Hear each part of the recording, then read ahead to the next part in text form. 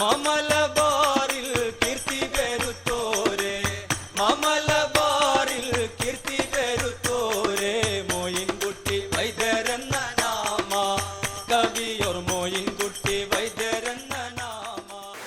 തുടങ്ങി വേദിയിലും സദസ്സിലുമുള്ള സുഹൃത്തുക്കളെ, കുടുംബാംഗങ്ങളെ, വളരെ പ്രമാദമായ ഒരു വിഷയമാണ് ഇവിടെ അവതരിപ്പിക്കുന്നത്. ഇത് നമ്മൾ പുറത്തേക്ക് ഇന്ന് സാമുദായികമായ ചേരിതിരിവുകളുടെ കാലമാണ്. തെറ്റായ പ്രചാരണങ്ങളിലൂടെ ചരിത്രത്തെ വളച്ചൊടിച്ച് പ്രശ്നങ്ങളുണ്ടാക്കി രാഷ്ട്രീയപരമായും സാമൂഹികമായും ജനങ്ങളെ ഭിന്നിപ്പിക്കുന്ന ഒരു അവസ്ഥയാണ്. അബ്ദുൽ കരീം മാഷെ സംബന്ധിച്ചിടത്തോളം ഇപ്പൊ ഇവിടെ ഇരിക്കുന്ന ആളുകളോട് പ്രത്യേകം പറയേണ്ടതില്ല. എന്നെ സംബന്ധിച്ചിടത്തോളം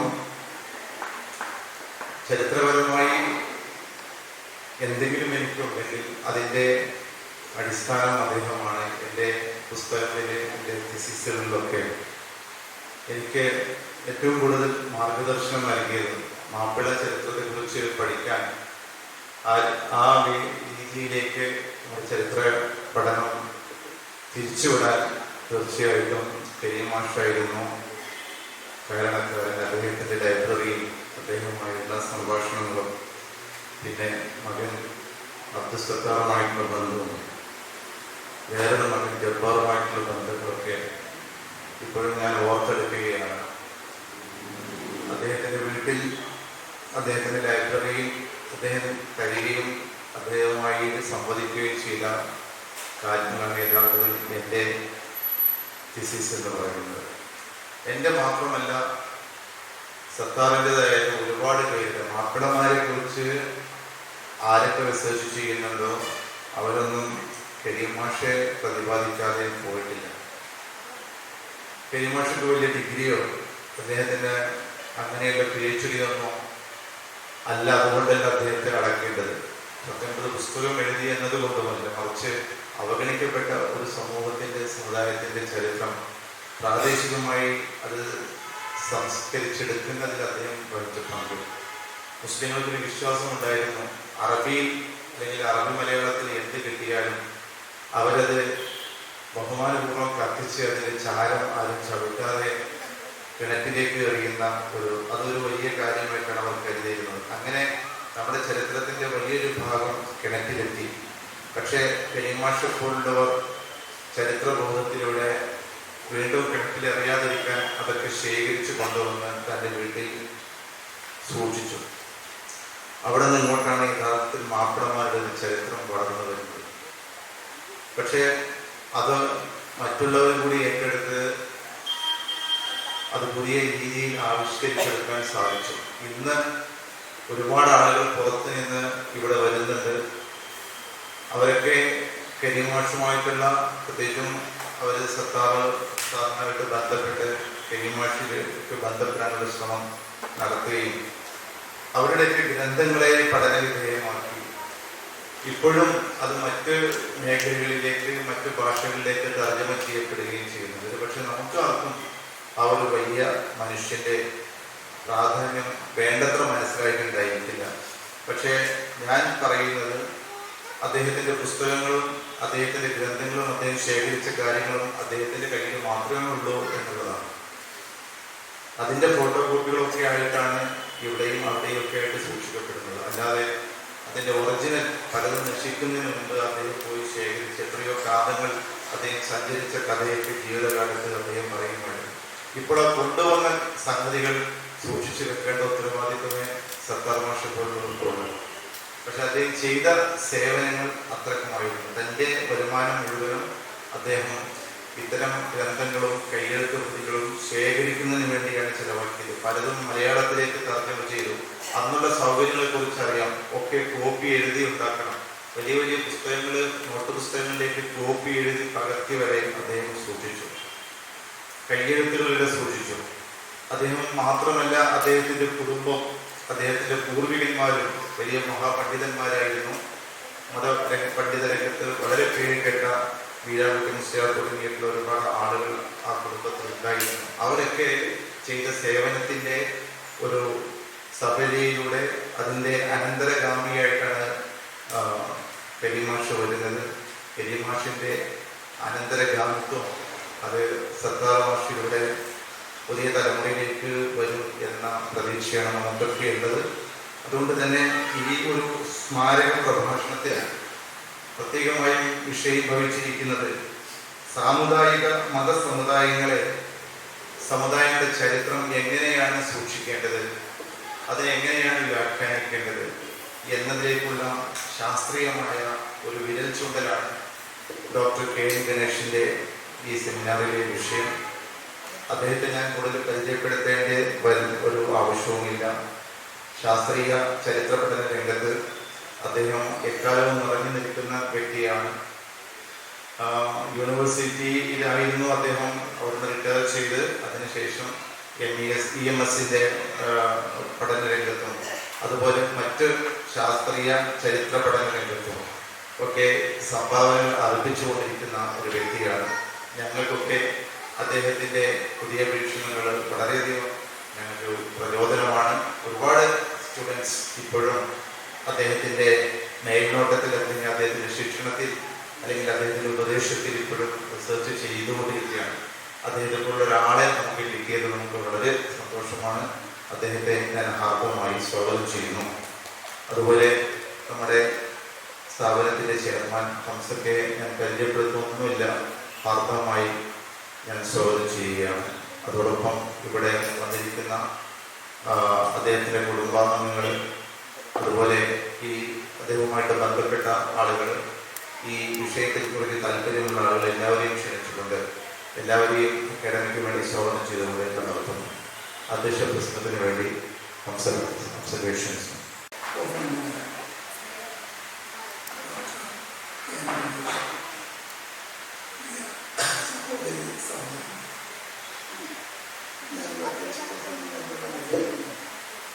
ഇപ്പോൾ പറയുന്നു എൻ്റെ കാര്യം പറയാനുള്ളത് കുറച്ച് സമയം വൈകിയതുകൊണ്ട് നമ്മളൊരു വിഷയം ആസ്വദിച്ചുകൊണ്ടാണല്ലോ ഈ സെമിനാർ വിളിച്ചത്. ആ വിഷയത്തെ അനുകരിച്ചുകൊണ്ട് ബഹുമാന്യനായ ഡോക്ടർ കെ എൻ ഗണേഷ് നമ്മളോട് സംസാരിക്കും.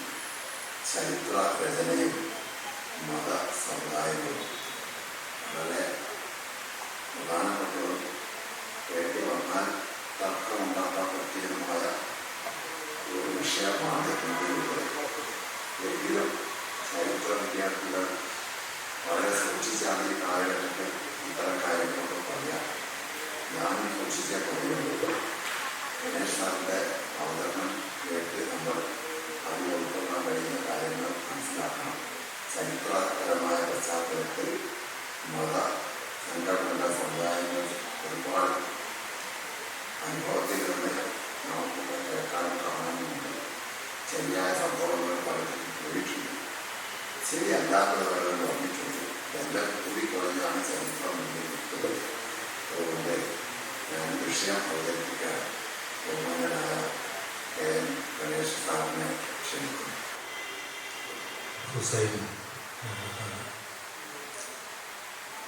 വേദിക്ക് പുറത്തുള്ള സുഹൃത്ത്,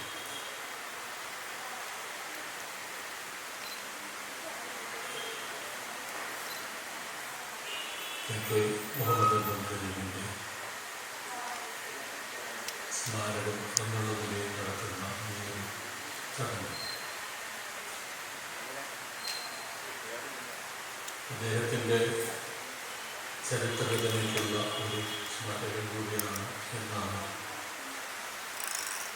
സ്വാഗതം പറഞ്ഞ ഹുസൈൻ സൂചിപ്പിച്ചത്.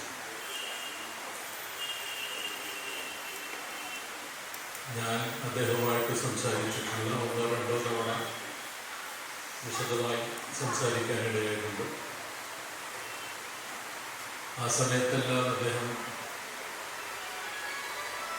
താൻ ശേഖരിക്കുന്ന വസ്തുതകളുടെ ആധികാരികതയെക്കുറിച്ച്, അതിനാവശ്യമായിട്ടുള്ള തെളിവുകൾ എന്ന് പറയുന്നതിന് അത് എത്രമാത്രം കൃത്യമായിരിക്കണമെന്നുള്ള ഒരു ജാഗ്രത അദ്ദേഹത്തിൻ്റെ സംസാരത്തിൽ നിന്ന് വളരെ വ്യക്തമായി. ഇവിടെ സൂചിപ്പിക്കപ്പെട്ടതുപോലെ തന്നെ അദ്ദേഹം എഴുതിയതിനേക്കാളൊക്കെ വളരെയധികം വസ്തുതകൾ അദ്ദേഹം ശേഖരിച്ചിട്ടുണ്ട്. ആ ശേഖരിച്ച വസ്തുതകളിൽ അദ്ദേഹത്തിന് കൃത്യമായി ബോധ്യപ്പെട്ടത് മാത്രമേ പ്രസിദ്ധീകരിച്ചിട്ടുള്ളൂ. മറ്റതൊന്നും അദ്ദേഹം പ്രസിദ്ധീകരിച്ചിട്ടില്ല എന്നുള്ളതാണ് എൻ്റെ അറിവ്. പലപ്പോഴും സത്താർ ഭാഷമായിട്ടൊക്കെ സംസാരിക്കുന്ന സമയത്ത് ഇവിടെ കൂടുതൽ ഗവേഷണ വിദ്യാർത്ഥികൾ വന്ന് അവിടെ ശേഷിച്ച തെളിവുകളെ ആധാരമാക്കി പഠനങ്ങൾ നടത്തേണ്ട ആവശ്യമുണ്ട് എന്നുള്ള കാര്യം പറയുകയും അത് അദ്ദേഹത്തിൻ്റെ സഹോദരനും കൂടി അദ്ദേഹത്തിൻ്റെ ഒരു ഗവേഷണ പഠന ഒരു കേന്ദ്രം എന്നുള്ള നിലയിൽ അദ്ദേഹത്തിൻ്റെ ലൈബ്രറിയും മറ്റ് സൗകര്യങ്ങളും ഒക്കെ തന്നെ തുറന്നു കൊടുക്കാം എന്നുള്ള ഒരു ധാരണ തന്നെ ഉണ്ടായിരുന്നു എന്നാണ് ഞാൻ മനസ്സിലാക്കുന്നത്. ആ ശ്രമം ഇപ്പോഴും തുടരുന്നുണ്ട് എന്നുള്ളൊരു ധാരണയിലാണ്. അങ്ങനെ ഒരു ശ്രമം നടക്കുന്നുണ്ടെങ്കിൽ തീർച്ചയായിട്ടും അതിൻ്റെതായിട്ടുള്ള ഒരു പ്രാധാന്യം പ്രത്യേകിച്ച് മലബാറിൻ്റെ ചരിത്രത്തിനെ സംബന്ധിച്ചിടത്തോളം ഉണ്ടാകും എന്നുള്ള ധാരണ കൂടിയാണ് എന്നെ സംബന്ധിച്ചിടത്തോളം ഉള്ളത്. ഞങ്ങൾക്ക് ഈ ചരിത്ര, ഞാനും ഹുസൈനും സത്താർ മാഷൊക്കെ തന്നെ ചരിത്ര അധ്യാപകരാണ്. ഞങ്ങൾക്ക് തന്നെ ചരിത്രം പഠിപ്പിക്കുന്ന ഒരു രീതിയുണ്ട്. രീതി എത്രമാത്രം ശരിയാണ് തെറ്റാണ് എന്നുള്ളതല്ല, അങ്ങനെയാണ് ചരിത്രം പഠിപ്പിച്ചു പോന്നിട്ടുള്ളത് എന്നുള്ളതാണ് വസ്തുത. അത് ചരിത്രത്തെ വസ്തുതാപരമായി പരമാവധി കൃത്യമായി അവതരിപ്പിക്കുന്ന ഒരു രീതിയാണ്. അപ്പോൾ അതിനെയാണ് എനിക്ക് തോന്നുന്നത് ഹുസൈൻ ഇവിടെ ശാസ്ത്രീയ ചരിത്രരചന എന്നൊക്കെ വിശേഷിപ്പിച്ചത് എന്ന് തോന്നുന്നു. അതായത് കഴിഞ്ഞ ഒരു 400-500 വർഷങ്ങൾക്കിടയിൽ യൂറോപ്പിലും ഇന്ത്യയിലും ഒക്കെ തന്നെ ഉണ്ടായി വന്ന ചരിത്രരചനയുടെ രൂപം എന്ന് പറയുന്നത് കൃത്യമായ തെളിവുകൾ എത്രമാത്രമുണ്ട് എന്നുള്ളത് പരിശോധിക്കുകയും ആ തെളിവുകൾ പുരാവസ്തുക്കളുടേതാവാം, സ്മാരകങ്ങളുടേതാവാം, എഴുത്ത് രൂപങ്ങളുടേതാവാം, അല്ലെങ്കിൽ മറ്റു തരത്തിലുള്ള ചരിത്രാവശിഷ്ടങ്ങളുടേതാവാം. ഇത്തരത്തിലുള്ള വ്യത്യസ്ത സംഗതികളെ അവയെ പരിശോധിച്ച് അവയിൽ നിന്ന് കിട്ടാവുന്ന വിവരങ്ങൾ സമാഹരിച്ച് അതിൻ്റെ അടിസ്ഥാനത്തിൽ നമുക്ക് അറിയുന്ന കാലഗണനാ നിർണയത്തിൻ്റെയും അതുപോലെ തന്നെ ഒരു പ്രത്യേക സംസ്കാരവുമായിട്ട് ബന്ധപ്പെട്ട അതിൻ്റെ പരസ്പര ബന്ധത്തിൻ്റെയൊക്കെ അടിസ്ഥാനത്തിൽ ചില നിഗമനങ്ങളിലേക്ക് എത്തുക. അങ്ങനെയുള്ള നിഗമനങ്ങളാണ് ഇന്ന് സ്കൂൾ തലം തൊട്ട് മുകളിലോട്ട് എല്ലാ തട്ടങ്ങളിലും ചരിത്രം എന്നുള്ള രീതിയിൽ പഠിപ്പിക്കുന്നത്. ഞങ്ങൾക്കൊക്കെ അറിയാവുന്നൊരു കാര്യമുണ്ട്, ഈ ചരിത്രം അത് ഒരു സമ്പൂർണമായ ഒരു സംഗതിയല്ല, സമ്പൂർണമായൊരു ചരിത്രമല്ല. ഒരുപാട് കാര്യങ്ങളിൽ നമുക്ക് കൃത്യതയില്ല, ഒരുപാട് കാര്യങ്ങളിൽ തെളിവുകൾ വേണ്ടത്ര ശേഖരിക്കപ്പെട്ടിട്ടില്ല, ഒരുപാട് കാര്യങ്ങളുടെ കാലഘടന തുടങ്ങിയ കാര്യങ്ങളൊക്കെ തന്നെ പ്രശ്നമാണ്. ഇതൊക്കെ തന്നെ അറിഞ്ഞുകൊണ്ട് അങ്ങനെയുള്ള പ്രശ്നങ്ങളെയും കൂടി അവതരിപ്പിച്ചുകൊണ്ട് ആ പ്രശ്നങ്ങളിലെയൊക്കെ തന്നെ അടിസ്ഥാനത്തിൽ നമുക്കിപ്പോൾ പറ്റാവുന്ന രീതിയിലുള്ള ഒരു കാലാനുക്രമമായ സ്ഥലകാലബദ്ധമായ ചരിത്രം അവതരിപ്പിക്കുക എന്നുള്ളതാണ് മിക്കവാറും ഒക്കെ തന്നെ ചരിത്രകാരന്മാർ ചെയ്തു വന്നത്. പ്രത്യേകിച്ച് അടുത്ത കാലത്ത് ഉണ്ടായി വന്നിട്ടുള്ള സംഗതികളൊക്കെ അങ്ങനെയാണ്. അതുകൊണ്ട് തന്നെ പലപ്പോഴും പല ആളുകളും ഇതിനെക്കുറിച്ച് ചർച്ച ചെയ്തിട്ടുണ്ട്. നിങ്ങളുടെ ചരിത്രം എന്ന് പറയുന്നത് ഒരുതരം രണ്ട് കാര്യങ്ങളാണ് പറയാറുള്ളത്. ഒന്ന്, അതിന് വലിയ മാറ്റമൊന്നുമില്ല, പലരും പറയാറുള്ള ഒരു കാര്യമാണ് അതിന് വലിയ മാറ്റമൊന്നുമില്ല. കാരണം ചരിത്രം ഞങ്ങൾ പഠിച്ചതൊക്കെ തന്നെയാണ് ഇപ്പോഴത്തെ കുട്ടികളും പഠിക്കുന്നത്. പിന്നെന്താണ് മാറ്റം?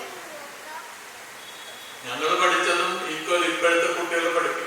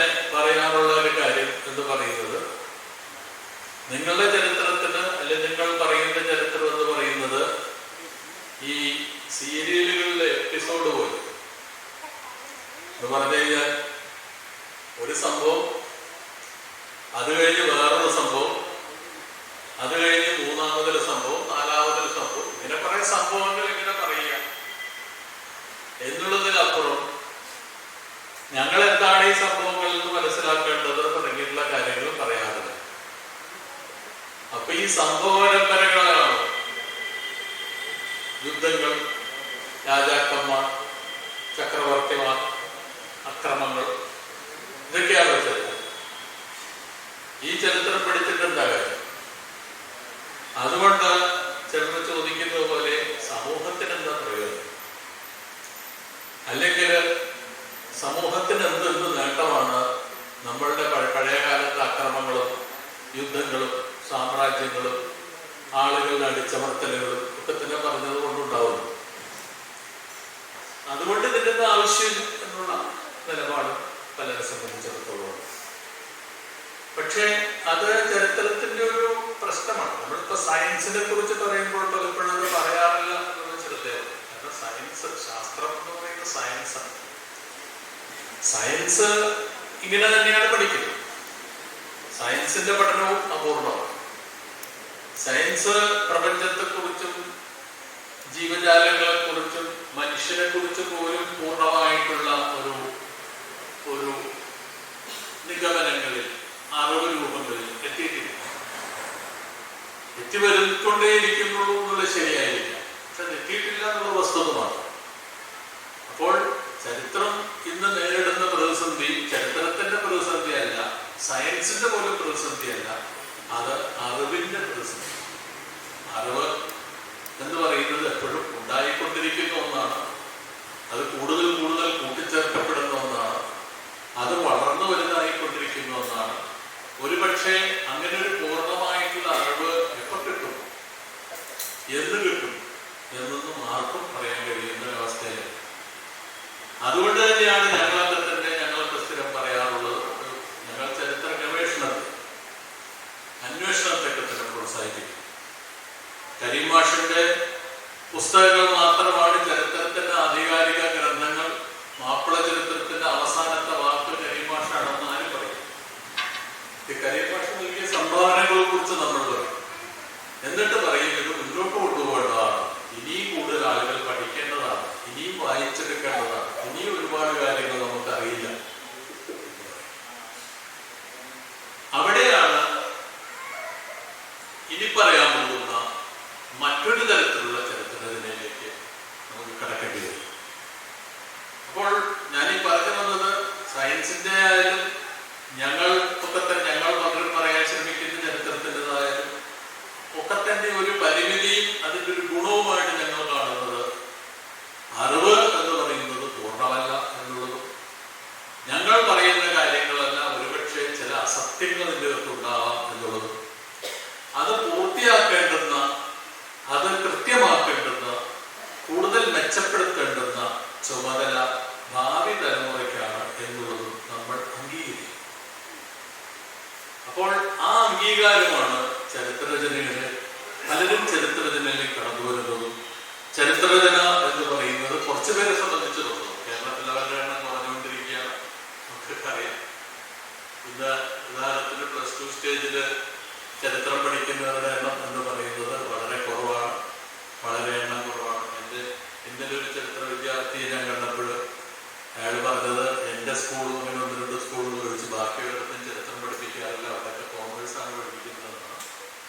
അങ്ങനെയൊക്കെ വരുമ്പോൾ ചരിത്രം എന്ന് പറയുന്ന സാധനത്തിന്റെ പ്രാധാന്യം, അത് ഞാൻ പറയുന്നത് ഒരു അറിവിന്റെ മേഖല എന്നുള്ളത്, ഒരു അന്വേഷണത്തിന്റെ മേഖല എന്നുള്ള നിലയിൽ ചരിത്രത്തിന്റെ പ്രാധാന്യം അംഗീകരിക്കപ്പെടാത്ത അവസ്ഥ ഇന്ന് സമൂഹത്തിലുണ്ട് എന്നുള്ളത് കേവലമായ ഒരു യാഥാർത്ഥ്യം. പക്ഷേ ഞാൻ മുമ്പ് പറഞ്ഞ പോലെ മറ്റൊരു ചരിത്രം, അതാണ് എന്നെ സംബന്ധിച്ചിടത്തോളം ഞാൻ ഇവിടുത്തെ പ്രധാനപ്പെട്ട പ്രമേയമായിട്ട് കണക്കാക്കുന്നത്.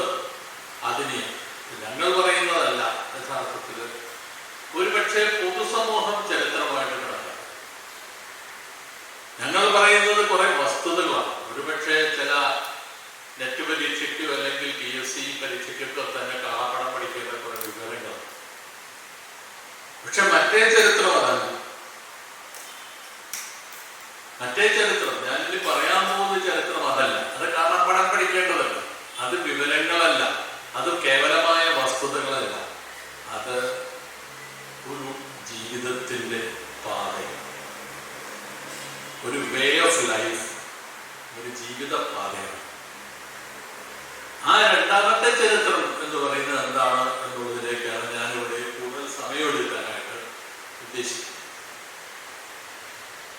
യഥാർത്ഥത്തിൽ ഇങ്ങനെ പഴമയുടെ വസ്തുതാപരമായ കഥനം എന്ന രീതിയിലൊന്നും അല്ല ഉണ്ടായി. കുറച്ചു പേർ ഒരുപക്ഷെ ഗ്രീസിലോ റോമിലോ ഒക്കെയുള്ള ചില ആളുകൾ, ചില വ്യക്തികൾ, ഇന്ത്യയിൽ ഒരുപക്ഷെ കൽഹണന്റെ രാജതരംഗിണി പോലെയുള്ള ചില പുസ്തകങ്ങൾ ഒക്കെ തന്നെ ചിലപ്പോൾ ഇത്തരത്തിലുള്ള ഒരു അന്വേഷണപരമായിട്ടുള്ള രചനകളായിരുന്നു. പക്ഷേ ഭൂരിപക്ഷം കൃതികളും നമ്മൾ ചരിത്രമെന്ന് അറിയുന്ന, ചരിത്രമായിട്ട് കണക്കാക്കപ്പെടുന്ന നല്ലൊരു ശതമാനം കൃതികൾ ഈ കൂട്ടത്തിൽപ്പെടുന്നവയല്ല. അവ ഒരർത്ഥത്തിൽ പറഞ്ഞാൽ ഒരു വംശഗാഥ. ഞാൻ പറയുന്നത് വംശഗാഥ എന്നുദ്ദേശിക്കുന്നത് എൻ്റെ ഗോത്രത്തിൻ്റെ, എൻ്റെ വംശത്തിൻ്റെ, എൻ്റെ പാരമ്പര്യത്തിൻ്റെ, എൻ്റെ കുടുംബത്തിൻ്റെ, എൻ്റെ അതുപോലെ തന്നെ താവഴിക്രമങ്ങളുടെ, എൻ്റെ ഗ്രാമത്തിൻ്റെ, എൻ്റെ നഗരത്തിൻ്റെ, അഥവാ എൻ്റെ, ഏറ്റവും നന്നായിട്ട് പറഞ്ഞാൽ എൻ്റെ പുകഴ്ത്തുമാണ്. നമ്മുടെ ഏറ്റവും കൂടുതൽ നമ്മൾ ചരിത്രം എന്ന് പറയുന്നത് ഇത്തരത്തിലുള്ള ചരിത്രത്തിനെ കുറിച്ചാണ്. ചരിതം എന്ന് പറഞ്ഞാൽ തന്നെ അതിൻ്റെ അർത്ഥം ചര്യ, സംസ്കൃതത്തിലുള്ള വാക്കാണ് ചരിത്രം. മറ്റു വാക്കുകളാണ് അതിന് പകരം. അപ്പോൾ ചരിത്രത്തിൽ സംസ്കൃതത്തിലുള്ള വാക്കായിട്ടുള്ള ചരിതം എന്ന് പറയുന്നത് നടന്നു വന്ന വഴി, നമ്മൾ നടന്നു വന്ന വഴി, നമ്മൾ നടന്നു വന്ന വഴിയുടെ കഥ എന്നുള്ളതാണ് അതിൻ്റെ അർത്ഥം. അപ്പോൾ ഈ നടന്നു വന്ന വഴിയുടെ കഥ എന്ന് പറയുന്ന ചരിത്രം അത് മനുഷ്യരുടെ ചരിത്രമല്ല, അത് മനുഷ്യരാശിയുടെ ചരിത്രമല്ല. അതിനു പകരം ഞങ്ങൾ ഒക്കെ തന്നെ എങ്ങനെ ഉണ്ടായി വന്നു, വളർന്നു വന്നു എന്ന് പറയുന്ന സംഗതിയാണ് അവിടെ ചരിത്രമായിട്ട് കണക്കാക്കുന്നത്. ആ തരത്തിലുള്ള ചരിത്രത്തിന്റെ ചില പ്രത്യേകതകളുണ്ട്. ചരിത്രത്തിന് ഞങ്ങൾ ഒരുപക്ഷെ പറയുന്ന അറിവ് എന്ന് പറയുന്ന സ്ഥലത്തിന്റെ ചരിത്രത്തിന് ഒരുപക്ഷെ അതിന് ആദിയും തോന്നുന്നു. ഞങ്ങൾ എങ്ങനെ ഉണ്ടായി വന്നു, മലയാളി എങ്ങനെ ഉണ്ടായി വന്നു എന്ന് ചോദിച്ചു കഴിഞ്ഞാൽ, ഞങ്ങൾ പലരും കേരളത്തെ കുറിച്ച് പഠിക്കുന്ന ആളുകളാണ്. നിങ്ങൾ കേരളത്തെ കുറിച്ച് പഠിക്കുന്ന ഏത് ചരിത്രകാരനോട് പോലും ചോദിച്ചു നോക്കൂ, സാറേ മലയാളി എങ്ങനെ ഉണ്ടായി വന്നത് എന്ന് ചോദിച്ചു കഴിഞ്ഞാൽ ഉത്തരം പറയും.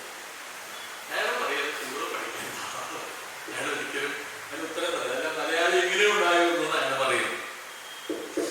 നീ നാളെയും മലയാളി എങ്ങോട്ടാ പോവുക? അത് പറയും. കാരണം നമുക്കറിയുന്നത് നമ്മുടെ കാലം എങ്ങനെ ഉണ്ടായി വന്നു എന്നുള്ളത് മാത്രമാണ്. അല്ലാതെ നിങ്ങൾ എന്നോട് ചോദിക്കുകയാണ് മലയാളി എങ്ങനെ ഉണ്ടായി വന്നു എന്ന് ചോദിച്ചു കഴിഞ്ഞാൽ ഞാൻ ചിലപ്പോൾ അങ്ങോട്ട് ചോദിക്കുക ആരാ മലയാളി. അതോടുകൂടി അവിടെ പോയിട്ടത് അവസാനിക്കുകയും ചെയ്യും. അപ്പോൾ പക്ഷെ അങ്ങനെ ഒരു കൺഫ്യൂഷൻ ഈ വംശഗാഥകൾക്ക് എപ്പോഴും ഒരു തുടക്കം, ഒരാൾ, ഒരു വ്യക്തി, ഒരു പൂർവികൻ, ഒരു മുത്തപ്പൻ, ഒരു ആദ്യം വന്നയാൾ, ഒരു ആദാം, ഒരു ഇബ്രാഹിം, അത്തരത്തിലൊരാൾ. ആ ആളിൽ നിന്നാണ് തുടങ്ങുന്നത്. ഇയാൾ ആരാണെന്ന് ചോദിക്കേണ്ട പ്രശ്നം എന്ന് പറയും. കാരണം ഇയാളാണെന്ന് ചില ചോദ്യത്തിന് അർത്ഥമില്ല. കാരണം ഞാനുണ്ട് എന്നുള്ളത് കൊണ്ട് തന്നെ അങ്ങനെ ഒരാളുണ്ട്, അതിലപ്പുറം അതിന് പ്രസക്തിയൊന്നുമില്ല. അപ്പൊ അങ്ങനെ വരുമ്പോൾ ഞാനുള്ളത് കൊണ്ട് തന്നെ അങ്ങനെ ഒരാളുണ്ടാവണമല്ലോ, അതുകൊണ്ടാണല്ലോ ഞാനുണ്ടാവുന്നത്. പിന്നെ എന്റെ അച്ഛനാരാണ് എന്നാലും ചോദിക്കും. കാരണം എന്റെ അച്ഛൻ എന്ന് പറയുന്ന ഒരാൾ ആരായാലും ABCD ആരായാലും ഒരാളുള്ളത് കൊണ്ടാണ് ഞാനിവിടെ ഉള്ളൂ.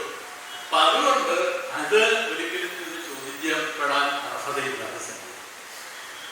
അങ്ങനെ വരുമ്പോൾ പ്രാചീന കാലത്ത് ഇങ്ങനെ ഒരാൾ എങ്ങനെ ഉണ്ടായോ എന്നുള്ള ചോദ്യത്തിന് ഉത്തരം പലപ്പോഴും അയാൾ സൃഷ്ടിക്കപ്പെട്ടിട്ടുണ്ട്. വീണ്ടും ആരെ സൃഷ്ടിച്ചു നമുക്കറിയില്ല. ആര് സൃഷ്ടിച്ചു എന്ന് ഉത്തരം പറയാൻ മാത്രമുള്ള കഴിവ് നമുക്കുണ്ടാക്കി നമുക്കിതൊക്കെ വളരെ എളുപ്പത്തിൽ പറയാമായിരുന്നു. വളരെ എളുപ്പത്തിൽ ചരിത്രമൊക്കെ തന്നെ വളരെ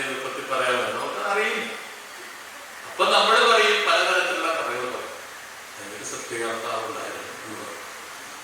അല്ലെങ്കിൽ ഉപനിഷത്തുകളിൽ, ഇന്ത്യക്കാരുടെ ഉപനിഷത്തുകളിൽ ചിലർ പറയുന്ന പോലെ ഈ ബ്രഹ്മാണ്ടം എന്ന് പറയുന്നത് വലിയൊരു മുട്ടയാണ്, ഒരു കോഴിമുട്ട വളർത്തി ഭീമാകാരമായൊരു മുട്ടയാണ്. ആ മുട്ട വിരിഞ്ഞിട്ടാണ് സകല ജീവിജാലങ്ങളും ഉണ്ടായത് എന്ന് പറയും. അല്ലെങ്കിൽ അതുപോലത്തെ വേറെ എന്തെങ്കിലും എന്ന് പറയും, തീയിൽ നിന്നാണ് ഉണ്ടായത്, വെള്ളത്തിൽ നിന്നാണ് ഉണ്ടായത്, എന്തെങ്കിലുമൊക്കെ പറയും. അപ്പൊ അങ്ങനെ വരുമ്പോൾ ഒരു സൃഷ്ടികർമ്മം എന്ന് പറയുന്ന ഒരു കർമ്മമുണ്ട്. ഒരു സൃഷ്ടികർമ്മത്തിൽ നിന്നുണ്ടായി വരുന്ന ജീവജാലങ്ങളും മനുഷ്യരുമുണ്ട്. ആ മനുഷ്യരുടെ വംശപരമ്പരകളുണ്ട്. ആ വംശപരമ്പരകളിൽ നിന്നുണ്ടായി വന്ന ഞങ്ങളും. അവിടെയാണ് ആ ചരിത്രത്തിന്റെ ഏറ്റവും പ്രധാനപ്പെട്ട പ്രത്യേകതയുണ്ട്. അപ്പോൾ ഒരു സൃഷ്ടികർമ്മത്തിൽ നിന്നുണ്ടായി വന്ന ആളുകൾ, ജീവജാലങ്ങൾ, വംശപരമ്പരകൾ. ആ വംശപരമ്പരകൾ അവസാനം സൃഷ്ടിക്കുന്ന ഞാൻ, അല്ലെങ്കിൽ ഞങ്ങൾ, അല്ലെങ്കിൽ നമ്മൾ, ആരാണ് അവരുണ്ട് എന്നുള്ള ഒരു സുവിശേഷമുണ്ട്. ഇത് പ്രാചീനകാലത്തെ, ഞാൻ പറയുന്നത് പുതിയ കാര്യമൊന്നുമല്ല. നമുക്ക് ഇങ്ങനത്തെ സുമേരിയക്കാരുടെ ഗിൽഗമേഷ് എന്ന് പറയുന്ന സംഗതി ഇങ്ങനത്തെ ഒരു പുരാണം, അല്ലെങ്കിൽ പ്രാചീന ഗ്രീക്കുകാരുടെ തിയോഗണി എന്ന് പറയുന്ന പുസ്തകം ഇങ്ങനത്തെ ഒരു പുരാണമാണ്. പല സ്ഥലങ്ങളുണ്ട് ഇങ്ങനത്തെ പുരാണം എഴുതിയ ഒരുപാട് സ്ഥലങ്ങളുണ്ട്. ചൈനക്കാരുടെ ആദിമ വംശപരമ്പര ഒരു പാമ്പിൽ നിന്നാണ്, ഒരു പാമ്പ്, ആ പാമ്പിൽ നിന്നാണ് ആദ്യത്തെ വംശപരമ്പര ഉത്ഭവിച്ചത്. ഇന്ത്യക്കാരുടെ നമുക്കറിയാം, ഇന്ത്യക്കാരുടെ ബ്രഹ്മാണ്ടം തുടങ്ങിയതൊക്കെ ഇന്ത്യക്കാരുടേതാണ്. ഒരു ആദ്യ മനുഷ്യൻ മനു എന്ന് പറയുന്ന ഒരാൾ, ആദാമിന് തുല്യമായുള്ള മറ്റൊരാൾ, അങ്ങനെയുള്ള ഇത്തരത്തിലുള്ള കഥകൾ, ഈ പറയുന്ന കഥകൾ ഉണ്ടോ ഇല്ലയോ എന്നുള്ളതൊന്നും ഞാൻ മുമ്പ് പറഞ്ഞത് ഇവിടെ പ്രസക്തമല്ല. തെളിവ് ഹാജരാക്കാൻ പറഞ്ഞാൽ ചിലപ്പോൾ തെളിവ് ഹാജരാക്കാൻ കഴിയണമെന്ന് വരും. ആ തെളിവ് വലിയ പ്രസക്തിയില്ല. കാരണം ഏറ്റവും വലിയ തെളിവ് ഞങ്ങൾ ഇവിടെ ഉണ്ട് എന്നുള്ളതാണ് ഏറ്റവും വലിയ തെളിവ്. അപ്പൊ അങ്ങനെ വരുമ്പോൾ ഇത്തരത്തിലുള്ള ഹിസ്റ്ററീസ്, ഇത്തരത്തിലുള്ള ചരിത്രങ്ങൾ മിക്കവാറും എല്ലാ സ്ഥലങ്ങളിലും രചിക്കപ്പെട്ടു. ആ ചരിത്രത്തിൽ മിക്കവാറും എല്ലാ നാടുകളിലും ഇങ്ങനത്തെ കഥ. എന്തിനാ നമ്മുടെ വെരിയറിവിൽ എൽവിൻ എന്ന് പറയുന്ന ഒരാള്, ബ്രിട്ടീഷുകാരനായിട്ടുള്ള ഒരാളായിരുന്നു. അദ്ദേഹം വന്നിട്ട് മറ്റേ ഇവിടുത്തെ ഗോത്ര സമൂഹങ്ങളിൽ നിന്ന് ഇതുപോലത്തെ കഥ, വലിയ വ്യത്യാസമൊന്നുമില്ല, ഏതാണ്ട് ഇതുപോലെയൊക്കെ തന്നെയുള്ള കഥ. ഒരു കോഴിമുട്ട, ഒരു മുട്ട, അല്ലെങ്കിൽ ഒരു തീ, ഒരു പാമ്പ്, ഒക്കെ എന്തെങ്കിലും അങ്ങനെയുള്ള കഥകൾ ചെറിയെടുത്ത് കണ്ടുപിടിച്ചു. അപ്പോ ഈ പറയുന്ന ഒരു ഒറിജിൻ മിത്സ് ഓഫ് ഒറിജിൻ എന്നൊക്കെ പറയും. ആ മിത്സ് ഓഫ് ഒറിജിൻ എന്ന് പറയുന്നത് ഒരു കാലത്തെ ചരിത്രരചനയിലെ ഭാഗമാണ്. മിത്സ് ഓഫ് ഒറിജിൻ വേണം എന്നുള്ള ധാരണ എല്ലാവർക്കും ഉണ്ടായി. ആ മിത്സ് ഓഫ് ഒറിജിൻ എന്ന് പറയുന്നത് പ്രപഞ്ചത്തിന് മാത്രമല്ല, സമൂഹത്തിന് മാത്രമല്ല, അതിന് പകരം സ്വന്തം കുടുംബത്തിന് വരെ ഒരു പിതാമഹൻ, ഒരു മുത്താത്ത, ഒരാൾ, അയാളിൽ നിന്നാണ് ഇത് ആരംഭിക്കുന്നത്. ആരായിക്കോട്ടെ, ആളോ അവളോ ഒക്കെയാണ്, ഞാൻ അതിനെപ്പറ്റിയൊന്നും പറയുന്നില്ല, ചിലപ്പോൾ അവളോ. പക്ഷെ അതിൽ നിന്നാണ് ഇത് ആരംഭിക്കുന്നത്. അങ്ങനെ ഒരു ആരംഭം ഇല്ലെങ്കിൽ നമ്മൾ നമ്മളെങ്ങനെ ഉണ്ടായിരുന്നത് നമുക്കറിയാത്തതുകൊണ്ട് ഇങ്ങനെ ഒരു ആരംഭം ഇല്ലാതെ ആരെങ്കിലും പറയുകയാണെങ്കിൽ സുഹൃത്ത് ഇത് ഇങ്ങനെയൊക്കെ തെളിയിക്കുന്നു വെച്ച് കഴിഞ്ഞാൽ ആ ടെൻഷൻ നമുക്ക് സഹിക്കാൻ കഴിയും. അതുകൊണ്ട് നമ്മളിങ്ങനെ തുടക്കം ഇല്ല, പാഠം ഒന്ന് പറയുന്ന പോലെ സ്കൂൾ പുസ്തകങ്ങള് പാഠം ഒന്ന് എന്ന് പറയുന്നത് ഒരു പാഠം. അതാണ് എന്റെ തമാശ. കാരണം ബൈബിളിനെ പറ്റി പറയുന്ന, ബൈബിളിനെ കുറിച്ച് നടത്തിയ പഠനങ്ങളിൽ നിന്ന് കാണിക്കുന്ന ഒരു സംഗതി, ഈ ആദ്യത്തെ ഉൽപ്പത്തി പുസ്തകം ജനസിസ്, ആ പുസ്തകം അവസാനം എഴുതി ചേർത്താണെന്നാണ് കണ്ടുപിടിക്കപ്പെട്ടത്. ആദ്യഘട്ടത്തിലെ ബൈബിൾ ആരംഭിക്കുന്ന നോഹയിൽ നിന്നും, മറ്റത് ഇല്ല. എന്നിട്ട് പിന്നീട് ഇത് അപ്പോ ആരോ ചോദിച്ചു ഇയാളെടുത്തുണ്ടായി, നോഹ എന്ന് പറയുന്ന ആൾ അയാളെടുത്തുണ്ടായത് അയാളാരാ എന്ന് ചോദിച്ചപ്പോൾ അങ്ങനെ ഉത്തരം കണ്ടുപിടിക്കാനുള്ള ശ്രമത്തിന്റെ ഭാഗമായിട്ടാണ് അവസാനം ആദാം ഇത് എത്തിച്ചത്. ആദാമിന്റെ സൃഷ്ടിയിലേക്ക് എത്തുന്നത്. ബൈബിളിന്റെ ആ ഒരു സംഭവം, കാരണം ആദ്യഘട്ടത്തിലൊന്നും ഈ കഥയില്ല, പിന്നെയാണ് കൂട്ടിച്ചേർക്കപ്പെട്ടത്. ബൈബിൾ പണ്ഡിതന്മാർ തെളിയിച്ചിട്ടുള്ള ഒരു കാര്യം, കണ്ടെത്തിയിട്ടുള്ള കാര്യങ്ങളാണ്. അപ്പോഴ് അതെവിടെന്ന് വന്നു, അപ്പൊ കഥ എവിടെന്ന് വന്നു എന്നുള്ള ചോദ്യമൊക്കെ ഉണ്ട്. അതൊക്കെ നമുക്കിപ്പോൾ ഉത്തരം പറയാൻ കഴിയാത്ത ചോദ്യങ്ങളാണ്. ആ ചോദ്യം പേർഷ്യൻ കഥകളിൽ നിന്നുണ്ടായി വന്നതാണെന്നുള്ള ശക്തമായ വാദം. കാരണം എന്ന് വെച്ച് കഴിഞ്ഞാല് ഈ മറ്റേ നമുക്ക് അറിയുന്ന പോലെ ഈ ആദ്യത്തെ സന്തതികളിൽ പെടുന്ന കായേനും ആബലും എന്ന് പറയുന്ന രണ്ടാൾക്കാരുണ്ട്. അവർ രണ്ടുപേരും പരസ്പര വിരുദ്ധമായ മറ്റേ നന്മയുടെയും തിന്മയുടെയും പ്രതീകങ്ങളായിട്ടുള്ള രണ്ട് കഥാപാത്രങ്ങളാണ്. ഈ കായേനും ആബലിന്റെയും കഥയുടെ തുടക്കം എന്ന് പറയുന്നത് നമുക്ക് പേർഷ്യൻ സന്താവസ്ഥയില് അഹ്രിമാൻ, അരിമാൻ, ഔരമസ്ത എന്ന് പറയുന്ന രണ്ടുപേരെ. മൂത്ത ആൾ ദുഷ്ടൻ അരിമാൻ, ഇളയവൻ അഹുരമസ്ത നല്ലവൻ. അത് തന്നെയാണ് നമ്മളിവിടെ ബൈബിളിൽ കാണുന്നത്. അപ്പോൾ ഇത് ഈ കഥകൾക്ക് ഒരു പൊതു ഒറിജിൻ ഉണ്ടെന്നുള്ള കാണിക്കാൻ വേണ്ടിയിട്ടാണ് ഞാനിതൊക്കെ പറയുന്നത്. പക്ഷേ ഇങ്ങനെ വരുമ്പോൾ ഈ കഥകളുണ്ടാവാം, കഥകളുണ്ടായി വരാം, കഥകൾ ഇത്തരത്തിൽ വളർന്നു വരാം, അതിൽ നിന്ന് തങ്ങളുടെ കഥകളിലേക്ക് എങ്ങനെയെങ്കിലും എത്തിക്കാം. അങ്ങനെ എത്തിക്കുമ്പോൾ അതുണ്ടായി വരുന്ന ഒരു വംശാവലിക്രമം. ജൂതന്മാരുടെ 12 ഗോത്രങ്ങളിലെ വംശാവലിക്രമങ്ങളിൽ നിന്ന്, അതിൽ നിന്ന് ആ വംശാവലിക്രമത്തിന് രൂപശാഖ എന്നുള്ള നിലയിൽ ക്രമേണ ഇസ്ലാമിലൊരു വംശാവലിക്രമമുണ്ട്. ജൂതന്മാർക്ക്, ക്രിസ്ത്യാനികൾക്കൊക്കെ വംശാവലിക്രമങ്ങളുണ്ട്. പക്ഷേ ഈ വംശാവലിക്രമങ്ങൾ തന്നെയാണ് ഇന്ത്യയിലുള്ളത്. സൂര്യവംശം, ചന്ദ്രവംശം എന്നൊക്കെ പറഞ്ഞു കേട്ടു. ഈ സൂര്യവംശം എന്ന് വിളിക്കുന്ന രാമന്റെ കഥ സൂര്യവംശികളുടെ, ചന്ദ്രവംശികളുടെ കഥയാണ് മഹാഭാരതത്തിലെ കഥ. പക്ഷെ സൂര്യവംശത്തിനും ചന്ദ്രവംശത്തിനും പിന്നീട് നിലനിൽപ്പുണ്ടായില്ല, കാരണം അതോടുകൂടി അതില്ലാതെ. പക്ഷേ ഇവിടെ ഇത് നിലനിർത്തി, ഇത്തരത്തിലുള്ള വംശാവലി കഥകൾ എങ്ങനെയാണ് നിലനിർത്തപ്പെട്ടത്? അത് നിലനിർത്തപ്പെട്ടത് മത സമുദായങ്ങളുടെ രൂപീകരണം. അവിടെയാണ് ഞാൻ പറഞ്ഞ അടുത്ത പ്രശ്നത്തിലേക്ക്. ഞാനിവിടെ മതസമുദായങ്ങളുടെ രൂപീകരണം എന്ന് പറയുന്നത് ഞങ്ങൾ, അതാണ് ഞാൻ പറയുന്നത്. തീർച്ചയായിട്ടും ഇത് രണ്ട് കാഴ്ചപ്പാടുകൾ തമ്മിലുള്ള ഒരു പ്രശ്നം ഉണ്ടാവുമെന്ന് എനിക്കറിയാം. അതുകൊണ്ട് തന്നെ ഞാൻ പ്രതിനിധീകരിക്കുന്ന ഒരു കാഴ്ചപ്പാട് കൃത്യമായിട്ട് പറയാനായിട്ട് ശ്രമിക്കുക. മറ്റൊരു കാഴ്ചപ്പാടുണ്ടാവുമെന്ന് എനിക്ക് കൃത്യമായിട്ട് അറിയുന്നതുകൊണ്ട് തന്നെ ഈ കാഴ്ചപ്പാട് കൃത്യമായിട്ട് പറഞ്ഞാലല്ലേ മറു കാഴ്ചപ്പാടും വരികയുള്ളൂ. അപ്പൊ ഈ മതസമുദായങ്ങൾ ചരിത്രാതീത കാലം മുതൽ തന്നെ ഉള്ളതാണ് അല്ല, മതങ്ങൾ തന്നെ ചരിത്രാതീത കാലം മുതൽ ഉണ്ടായിട്ടുള്ള ഒരു മതസമുദായവും ലോകത്തിലില്ല. ചരിത്രാതീത കാലം മുതൽ എല്ലാവരും വാഴ്ത്തുന്ന, എല്ലാവരും അംഗീകരിക്കുന്ന ഒരു ദൈവവും ലോകത്തിൽ, ഒരു സൃഷ്ടികർത്താവ്. ഞാൻ മുമ്പ് പറഞ്ഞ പോലെ തന്നെ സൃഷ്ടികർത്താക്കൾ പലതാണ്, പലരുടെ സങ്കല്പങ്ങൾ പലതായതുകൊണ്ട് ഇതിൽ ആരാണ് യഥാർത്ഥത്തിലുള്ള സൃഷ്ടികർത്താവ് എന്നുള്ളൊരു അന്വേഷണം പോലും ശരിക്കും പറഞ്ഞാൽ ഒരു ഘട്ടത്തിൽ നടന്നിട്ടില്ല. കാരണം അങ്ങനെ അന്വേഷിക്കാനുള്ള കഴിവ് അത് അവരുടെ ഒരു പ്രശ്നമാണ്. ഇന്നത്തെ ശാസ്ത്രീയമായ രീതികളൊന്നും അവർക്കില്ലാത്തതുകൊണ്ട് അങ്ങനെ അന്വേഷിക്കേണ്ട ആവശ്യമില്ല. അവരെ സംബന്ധിച്ചിടത്തോളം അതൊരു വിഷയം. അപ്പൊ ചരിത്രം എന്ന് പറയുന്നത് അങ്ങനെ വരുമ്പോൾ ഒരർത്ഥത്തിൽ പറഞ്ഞാൽ നമ്മളിന്ന് ചിലരിലൂടെ സൂചിപ്പിക്കുന്നത് ഒരു വംശഗാഥകളായിട്ടാണ് ആരംഭിക്കുന്നത്. അല്ല ഇന്ന് കാണുന്ന തെളിവിന്റെ അടിസ്ഥാനത്തിൽ നമ്മൾ പറയുന്ന സാധനമായിട്ടാണ്. അങ്ങനെയുള്ള വംശഗാഥകളായിട്ട് ആരംഭിക്കുമ്പോൾ സംഭവിക്കുന്നത് ഇത്തരത്തിലുള്ള സൃഷ്ടികരത അത് ക്രമേണ സ്വന്തം മതസമുദായത്തിന്റെ സൃഷ്ടിയുടെ ഗാഥകൾ സംഭവിച്ചത്. കാരണം ഞാൻ മുമ്പ് പറഞ്ഞ പോലെ നൂറുകണക്കിന് ഒരുപാട് തരത്തിലുള്ള സൃഷ്ടിയെക്കുറിച്ചുള്ള സങ്കല്പങ്ങളിൽ നിന്ന് ബ്രഹ്മാണ്ഡം എന്ന് പറയുന്നത് വെള്ളത്തിൽ നിന്ന് വന്നു എന്ന് പറയുന്നത്, തീയിൽ നിന്ന് വന്നു എന്ന് പറയുന്നത്, പാമ്പിൽ നിന്ന് വന്നു എന്ന് പറയുന്നത്, അല്ലെങ്കിൽ മറ്റെന്തെങ്കിലും അത്തരത്തിലുള്ള നിരവധി സങ്കല്പങ്ങളിൽ നിന്ന്, അല്ലെങ്കിൽ ഇപ്പോൾ ഇന്ത്യക്കാർ പറഞ്ഞതുപോലെ ചതുർയുഗങ്ങൾ എന്ന് പറയുന്ന എന്താ പറയുക പ്രളയം, ആവർത്തനങ്ങൾ, സ്ഥിരമായി കാലചക്രപരമായിട്ടുള്ള ആവർത്തനങ്ങളാണ് ചരിത്രം എന്ന് പറയുന്നത്.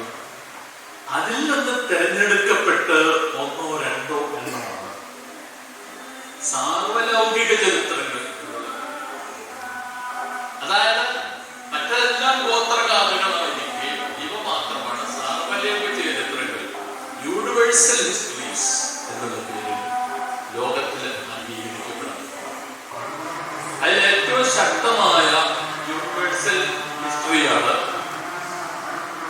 യൂദിയ ക്രിസ്ത്യൻ പാരമ്പര്യം എന്ന് വിളിക്കപ്പെടുന്ന യൂദിയ ക്രിസ്ത്യൻ പാരമ്പര്യം എന്ന് വിളിക്കപ്പെടുന്ന പാരമ്പര്യം ഞാൻ മുമ്പ് പറഞ്ഞ പോലെ ദൈവശക്തിയിൽ നിന്ന് ആരംഭിക്കുന്നു, ആദാമിൽ നിന്നും ഹവ്വയിൽ നിന്നും തുടരുന്നു, അവിടെ നിന്ന് നോഹയിലെത്തുന്നു, നോഹയിലെത്തിയിട്ട് പ്രളയം നടക്കുന്നു, പ്രളയത്തിന് ശേഷമുള്ള വംശങ്ങൾ വളർന്നു വരുന്നു, ആ പ്രളയത്തിന് ശേഷമുള്ള വംശങ്ങൾ എബ്രഹാം അല്ലെങ്കിൽ ഇബ്രാഹിം എന്ന് വിളിക്കുന്ന നബിയിലെത്തുന്നു, അല്ലെങ്കിൽ പിതാമഹനിലെത്തുന്നു. ഈ പിതാമഹനിൽ നിന്ന് കഥ വീണ്ടും തുടരുന്നു, അവരുടെ അദ്ദേഹത്തിന്റെ മക്കളിലൂടെ, മക്കളുടെ വംശപരമ്പരയിലൂടെ അത് തുടരുന്നു.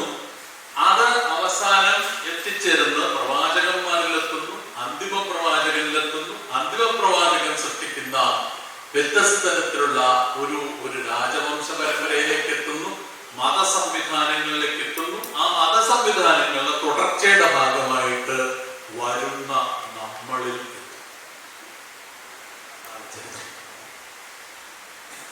ഇതിനാണ് ഞാൻ മുമ്പ് പറഞ്ഞ യൂണിവേഴ്സൽ ഹിസ്റ്ററീസ്.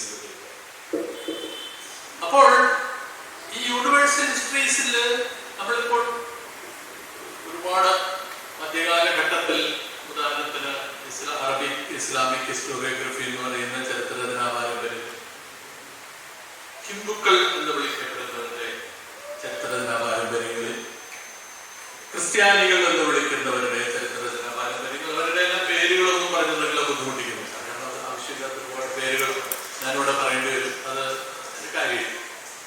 ഇവരുടെയൊക്കെ പാരമ്പര്യങ്ങളിൽ നമുക്ക് കാണാൻ കഴിയുന്ന ഒരു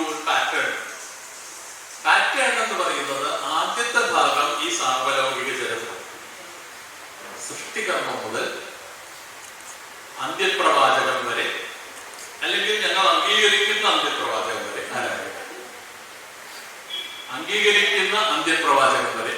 ഇപ്പോ യൂത ചരിത്രങ്ങളിലൊന്നും തന്നെ യേശുവിനെ പോലും അവർ അംഗീകരിക്കുന്നില്ല. അപ്പോൾ അങ്ങനെ ഒരു ചരിത്രത്തിന് അവർ പ്രതീക്ഷിക്കാൻ കഴിയുന്നതല്ല. ക്രിസ്ത്യൻ ചരിത്രങ്ങൾ യേശുവിൽ വരെ എത്തിയിട്ട് പിന്നീട് സുവിശേഷങ്ങളിലൂടെ ചരിത്രരചന തുടരുന്നു. ഇസ്ലാമിക ചരിത്രരചനയിൽ ഈസ എന്നുള്ള പേരിലുള്ള ഒരാളെ പറ്റി പറയുന്നു, വീണ്ടും വന്ന് തുടരുന്നു, മറ്റൊരു അന്ത്യപ്രവാചകനിലെത്തുന്നു, അന്ത്യപ്രവാചകനിൽ നിന്ന് ഒരു സാധാരണ ചരിത്രത്തിലേക്ക് മാറുന്നു. അപ്പൊ ഇത് ഒരു പൊതു പാറ്റേണാണ്. ആ പൊതു പാറ്റേണിൽ ആദ്യ ഭാഗം ഏതാണ്ട് കൃത്യം. ഇതേ പാറ്റേൺ നമുക്ക് ഇന്ത്യയുടെ ചരിത്രത്തിൽ കാണാം. വളരെ വിചിത്രമായിട്ടുണ്ട്. ഏതെങ്കിലും തരത്തിലുള്ള ഒരു അവതാര കഥയിൽ നിന്ന് തുടങ്ങുന്നു, പ്രപഞ്ചത്തിന്റെ ഉൽപ്പത്തിയിൽ തുടങ്ങുന്നു. ആ പ്രപഞ്ചത്തിന്റെ ഉൽപ്പത്തി എന്ന് പറയുന്നത് സൂര്യവംശികളുടെയോ ചന്ദ്രവംശികളുടെയോ ക്ഷത്രിയന്മാരുടെ കഥയായിട്ട് മാറുന്നു. അതിൻ്റെ അകത്ത് മഹാഭാരതമോ രാമായണമോ ഒക്കെ വരുന്നു. ചിലപ്പോൾ അത് അവതാര പുരുഷന്മാരുടെ കഥയായിട്ട് മാറുന്നു. ഈ അവതാര പുരുഷന്മാരുടെ കഥ എന്ന് പറയുന്നത് നമ്മൾ പറയുന്ന സ്ഥലത്ത് എത്തിക്കുന്നു. എവിടെയാണോ അത്, രാമൻ, കൃഷ്ണൻ, പരശുരാമൻ, ആരാന്ന് വെച്ചാൽ അത് അയാൾ എത്തിക്കുന്നു. അവിടെ വരെ പൊതുവാണ്. പിന്നീട് പരശുരാമൻ അല്ലെങ്കിൽ കൃഷ്ണൻ അല്ലെങ്കിൽ രാമൻ അല്ലെങ്കിൽ ABC അയാൾ എത്തുമ്പോൾ ഇത് മാറിയിട്ട് ഇത് നമ്മളുടെ ചരിത്രത്തിലേക്ക്, കേരളോൽപ്പത്തി എന്ന് പറയുന്ന കേരളത്തിനെ പറ്റി എഴുതിയിട്ടുള്ള ബ്രാഹ്മണ പാരമ്പര്യം എന്ന് പറയുന്നത് ഇങ്ങനെ ഉണ്ടാകുന്ന ഒരു പാരമ്പര്യം. അവിടെ ആദ്യത്തെ ഭാഗം മുഴുവനെ സാർവലൗകികമാണ്, പിന്നീട് വരുന്നത് നമ്മുടെ പാരമ്പര്യമായിട്ടാണ് മാറി. അപ്പോൾ ഇവിടെ അതോടുകൂടി നമ്മൾ ഈ ചരിത്രരചനയുടെ മറ്റൊരു പ്രത്യേകതയിലേക്ക് കൂടി കണ്ടു. ഇതിന് തെളിവിന്റെ അടിത്തറ ഇല്ലേ എന്ന് ചോദിച്ചു കഴിഞ്ഞാൽ ഉണ്ട്. എപ്പോൾ തെളിവിന്റെ അടിത്തറ ആവശ്യമായിട്ടുള്ള ആദ്യത്തെ ഭാഗത്തിനെ കുറിച്ചല്ല. ആദ്യത്തെ ഭാഗം അത് തെളിവല്ല, അതിന്റെ തെളിവിന്റെ ആവശ്യമില്ല. അതിന് പകരം അത് കൾച്ചറൽ, സംസ്കാരത്തിന്റെ ഭാഗം. ഇതാണ് അടുത്ത പ്രധാനപ്പെട്ട ഒരു സംഭവം. കാരണം ഞങ്ങളെപ്പോലുള്ള ആളുകൾ ചരിത്രത്തെ കുറിച്ച് സംസാരിക്കുന്ന സമയത്ത് ഞങ്ങൾ എല്ലാത്തിനെയും തെളിവിന്റെ അടിസ്ഥാനത്തിൽ പറയണമെന്ന്. നിങ്ങൾ പറയുന്ന സംസ്കാരം അതും അന്വേഷിക്കും. ബൈബിളില് മറ്റേ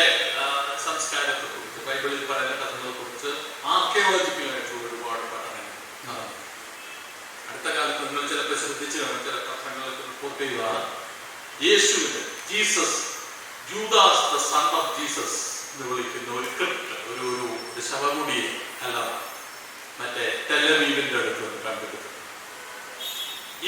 ഈ യൂദാസ് ദ സൺ ഓഫ് ജീസസ് ആരാണ്? ഈ ജീസസ് ആരാണ്? നമ്മൾ പറയുന്ന യേശുവാണ്, അത് വേറെ വല്ല ജീസസുമാണ് നമുക്കറിയാം. അപ്പോൾ യൂദാസ് ദ സൺ ഓഫ് ജീസസ് എന്ന് പറയുമ്പോൾ യൂദാസ് എന്ന് പറയുന്ന ആള് മറ്റേ ഒറ്റിക്കൊടുത്ത് 30 വെള്ളിക്കാശിന് ഒറ്റിക്കൊടുത്ത യൂദാസാണ്, അത് വേറെ വല്ല യൂദാസുമാണ് നമുക്കറിയാം. പക്ഷെ അവിടെ എത്തുന്നുണ്ട് എന്നുള്ളതാണ് ശ്രദ്ധിക്കേണ്ടത്. അതുപോലെ തന്നെ ഇസ്ലാമിക് പഠനങ്ങൾ നടന്നത് മാലിബ് എന്ന് പറയുന്ന മുഴുവനും മറ്റേ നബിയുടെ കാലത്തുണ്ടായിരുന്ന നഗരത്തിന്റെ അവശിഷ്ടങ്ങൾ അങ്ങനെ തന്നെ എസ്കേപ്പ് ചെയ്തു. യമൻ പ്രദേശത്തുള്ള ഒരു പട്ടണമാണ് എസ്കേപ്പ് ചെയ്യപ്പെട്ടത്, ഖനനം ചെയ്യപ്പെട്ടത്. അങ്ങനെ ഇത്തരത്തിലുള്ള ശ്രമങ്ങൾ നടക്കുന്നുണ്ടെങ്കിലും പക്ഷേ മിക്കവാറും ഒക്കെ തന്നെ അത്തരത്തിലുള്ള ശ്രമങ്ങൾ ബ്ലോക്ക് ചെയ്യപ്പെടുകയാണ്. കാരണം അത് സംസ്കാരത്തിന്റെ ഭാഗമായതുകൊണ്ട് അതിന് തെളിവ് ആവശ്യം. നമ്മളിപ്പോൾ യേശു സുവിശേഷങ്ങൾ ഉണ്ടോ ഇല്ലയോ എന്നുള്ളതിനെ കുറിച്ച് മത്തായി ആരാണ്, മാർക്കോസ് ആരാണ് എന്നുള്ള ചോദ്യത്തിന് വേണ്ടി പ്രസക്തിയുണ്ട്. ഇപ്പോൾ ഏതാണ്ട് തെളിയിക്കപ്പെട്ടിട്ടുള്ള ഒരുപക്ഷെ ഇവര് 4 പേരും ഒരേ സമയത്ത് ജീവിച്ചിരുന്നവരല്ല എന്നാണ് ഏതാണ്ട് തെളിയിക്കുന്നത്. മത്തായി, മാർക്കോസ്, ലൂക്കോസ്, യോഹന്നാൻ, ഇവര് 4 പേരും ഒരുപക്ഷെ ഒരേ സമയത്ത് ജീവിക്കപ്പെട്ടിട്ടുള്ളവരല്ല എന്ന് യോഹന്നാൻ മാർക്കോസ് സുവിശേഷം എഴുതുമ്പോൾ യോഹന്നാൻ ഒരു കുട്ടിയായിരിക്കാൻ മാത്രമേ സാധ്യതയുള്ളൂ. ഒരു ചെറിയ കുട്ടി പയ്യൻ മാത്രമായിരിക്കാനേ സാധ്യതയുള്ളൂ എന്ന് പറയുന്നത്. പക്ഷെ അതൊന്നും ഞാൻ പറയുന്നത് സാർവലൗകിക ചരിത്രത്തിന് അമ്മാതിരി വിശദാംശങ്ങളൊന്നും ഒരു വിഷയം. അത് ഉദാഹരണത്തിന് ഖുർആൻ എപ്പോഴാണ് എഴുതപ്പെട്ടത് എന്നുള്ള ചോദ്യത്തിന് പെട്രീഷ്യ ക്രോൺ എന്ന് പറയുന്ന ഒരു സ്ത്രീ ഉത്തരം പറഞ്ഞിട്ടുണ്ട്. അവർ പറയുന്നത് 7-ാം നൂറ്റാണ്ടിന്റെ അവസാനത്തിൽ മാത്രമേ അതിന്റെ ആദ്യത്തെ സ്ക്രിപ്റ്റ് ഉണ്ടായി കാണാൻ സാധിക്കൂ. അതിനു മുമ്പ് അത് എഴുതിട്ടില്ല. പക്ഷെ അതെനിക്ക് തോന്നുന്നൊരു പ്രശ്നമാണ്. അത് ഒരു വിഷയമാണെന്നൊന്നും എനിക്ക് തോന്നുന്നു. 7-ാം നൂറ്റാണ്ടിന്റെ അവസാനമേ ഖുർആൻ എഴുതപ്പെട്ടിട്ടുള്ളത് ആരെങ്കിലും നിങ്ങളോട് പറയുകയാണെങ്കിൽ എപ്പോൾ എഴുതപ്പെട്ടാലും പ്രശ്നം. അപ്പൊ അതുകൊണ്ട് ഇതിനൊക്കെയുള്ള ഒരു തലതിറക്കി ഈ തെളിവ് എന്ന് പറയുന്നത് നമുക്ക് അത്ര കൃത്യമല്ല എന്നുള്ളത്. അപ്പൊ നബിയുടെ ജന്മദിനം എന്ന് പറയുന്നത് എന്നാണ്. അതിനെപ്പറ്റി പണ്ഡിതന്മാരുടെ 3-4 അഭിപ്രായങ്ങളുണ്ട്. ഡേറ്റ് വ്യത്യാസം. ഡേറ്റ് വ്യത്യാസം എനിക്ക് ഒരു ചരിത്രകാരൻ ബാധിക്കാറുണ്ട്. പ്രത്യേകിച്ച് ഇങ്ങനെ ചരിത്രം ചിന്തിക്കുന്ന ഒരാളെ ഈ ഡേറ്റ് വ്യത്യാസം ഒന്നും ബാധിക്കാൻ പറ്റും. അങ്ങനെ ഇന്നാണ് ജനിച്ചത്, നാളെയാണ് ജനിച്ചത്, ഇന്നലെയാണ് ജനിച്ചത് എന്നൊരു വിഷയം. അതൊക്കെ ചരിത്രകാരൻ പറഞ്ഞില്ല ഒരു പുതുയുക്തികളാണ് വേണമെങ്കിൽ പറയും. അപ്പൊ അങ്ങനെയൊക്കെ വരുമ്പോൾ ഇതിന്റെ പശ്ചാത്തലത്തിൽ ഈ പറയുന്ന ഒരു സംഗതി, ഈ ആദ്യഘട്ടം എന്ന് പറയുന്നത് സംസ്കാരത്തിന്റെ ഭാഗമായി തീരുകയും ആ കൾച്ചർ എന്ന് പറയുന്നത് അത് ഒരു മത സംവിധാനത്തിന്റെ സംസ്കാരമായി തീരുകയും അലംഘനീയമായ ഒരു തത്വമായി. ഞാൻ പറയുന്നത് ഇത് നോക്കുമ്പോ ഞാനിപ്പോ ഇസ്ലാമിന്റെ കാര്യം പറയുമ്പോൾ നിങ്ങൾ ചിലപ്പോൾ ഇതാവും. ഞാൻ ഹിന്ദുക്കളുടെ ഇപ്പോഴത്തെ ചരിത്രത്തിനെ രീതി ശ്രദ്ധിച്ചു കഴിഞ്ഞാൽ കാണാം. വൈദിക കാലഘട്ടം, അങ്ങനെ ഒരു കാലഘട്ടം ശരിക്കും ഉണ്ടോ? അങ്ങനെ ഒരു കാലഘട്ടം ശരിക്കും എപ്പോഴെങ്കിലും ഉണ്ടായിട്ടുണ്ട്? എപ്പോഴെങ്കിലും ഉപനിഷത്തുകളുടെ ഒരു കാലഘട്ടം ഉണ്ടായിട്ടുണ്ട്? ഇതൊന്നും ചോദിക്കാൻ പാടില്ല. ഞാൻ പറയുകയാണ്, ഉദാഹരണത്തിന് ഇപ്പോൾ അസ്കോപർപ്പോൾ ഇതിന് അവസാനം സൂചിപ്പിച്ച പ്രധാനപ്പെട്ട കാര്യങ്ങളൊന്ന്, അത് പലരും അംഗീകരിക്കുന്ന ഒരു കാര്യമാണ്. ഋഗ്വേദത്തിന്റെ ഏരിയ എന്ന് പറയുന്നത് അത് ഒരുപക്ഷെ കാസ്പിയൻ കടലിനടുത്തായിരിക്കാം. ഇന്നത്തെ അഫ്ഗാനിസ്ഥാൻ, ഉസ്ബെക്കിസ്ഥാൻ പ്രദേശങ്ങളാണ് ഋഗ്വേദ ഗണങ്ങളുടെ അടിസ്ഥാന ഏരിയ. അത് പഞ്ചതന്ത്രം പോലും അല്ല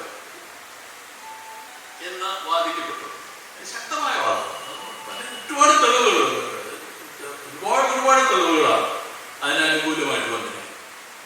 പക്ഷെ നമ്മളുടെ ഉദാഹരണത്തിന് ഇന്ത്യൻ ചരിത്രക്കാരെ സംബന്ധിച്ചിടത്തോളം ആരെങ്കിലും പറയുകയാണ് കാസ്പിയൻ കടലിന്റെ അടുത്തുള്ള 2-3 മറ്റേ എന്താ പറയണ്ടേ ഗോത്ര വിഭാഗങ്ങളിലുള്ള സംഘടനകളുടെ ചെറിയ എന്തോ ഓർമ്മയാണ് ദേവാസുര യുദ്ധങ്ങൾ എന്ന് പറഞ്ഞാൽ. നിങ്ങളിങ്ങനെ പറഞ്ഞു ഒരുപക്ഷെ ഒരുപക്ഷെ കൊളത്തൂർ സ്വാമിയുടെ അടുത്ത് പോയിട്ടുണ്ട്. കൊളത്തൂർ സ്വാമി സത്യം എന്നാണ് എന്റെ പേര്, വേറെന്തോ പേരാണ്. അപ്പൊ അയാളുടെ അടുത്ത് പോയിട്ടൊന്ന് പറഞ്ഞു, ശരിയാണോ ഇത് ഇങ്ങനെയാ. അപ്പൊ അവസാനം ഇത് അഫ്ഗാൻ ഗോത്രവർഗക്കാരുടെ ഏർപ്പാടായിട്ട് മാറുന്ന ഒരു അവസ്ഥയാണ് അതുകൊണ്ടുണ്ടായത്. അപ്പോൾ ഇത് അതുകൊണ്ട് തന്നെ ചോദിക്കാൻ പറ്റും, ചോദിക്കാൻ കൗരവന്മാർ പാണ്ഡവന്മാർ എന്ന് പറയുന്ന ആൾക്കാരുണ്ടോ എന്ന് ചോദിച്ചു കഴിഞ്ഞാൽ ഒരുപക്ഷെ അസ്തോപാൽപ്പാള പറയും, പാണ്ഡവന്മാർ എന്ന് പറയും ഇൻഡോ ഇറാനിയൻസ് ആണ്. ഇൻഡോ ഇറാനിയൻസ് ആണെന്ന് പറയും. അവർ ഇറാനിയൻ പിന്തുടർച്ചക്കാരാണെന്ന് പറയും. ഇറാനിയൻ പിന്തുടർച്ചക്കാരാണെന്ന് പറഞ്ഞിട്ട് നിങ്ങൾക്ക് ചരിത്രം പഠിപ്പിക്കും. ഇതാണ് ഈ കൾച്ചർ, ഇത് സംസ്കാരം എന്ന് പറയുന്നതിന്റെ സ്വാധീനത്തിന്റെ അംശമാണ്. നമുക്ക് തെളിവുകൾ അന്വേഷിച്ച് ചെല്ലുമ്പോൾ ചിലപ്പോൾ നമ്മൾ കാണുന്ന നമ്മൾ ഉദ്ദേശിച്ച ഒരു തലമല്ല നമ്മൾ കാണുന്നത്. തെളിവുകൾ അന്വേഷിച്ച് ചെല്ലുമ്പോഴൊരു ബുദ്ധിമുട്ടാണ്. നമുക്ക് ഉദ്ദേശിച്ചൊരു സാധനം അവിടെ കാണില്ല. അതിന് പകരം നമുക്ക് അറിയുന്ന ഒരു ആഖ്യാനം, നറേറ്റീവ്, ഒരു വംശാവലി, ഒരു തുടർച്ച, ആ തുടർച്ച തെറ്റിക്കുന്ന ഒരു സാധനം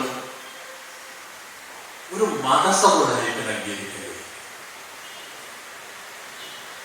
ഒരു മതസമുദായത്തിന് അത് അംഗീകരിക്കാൻ കഴിയും.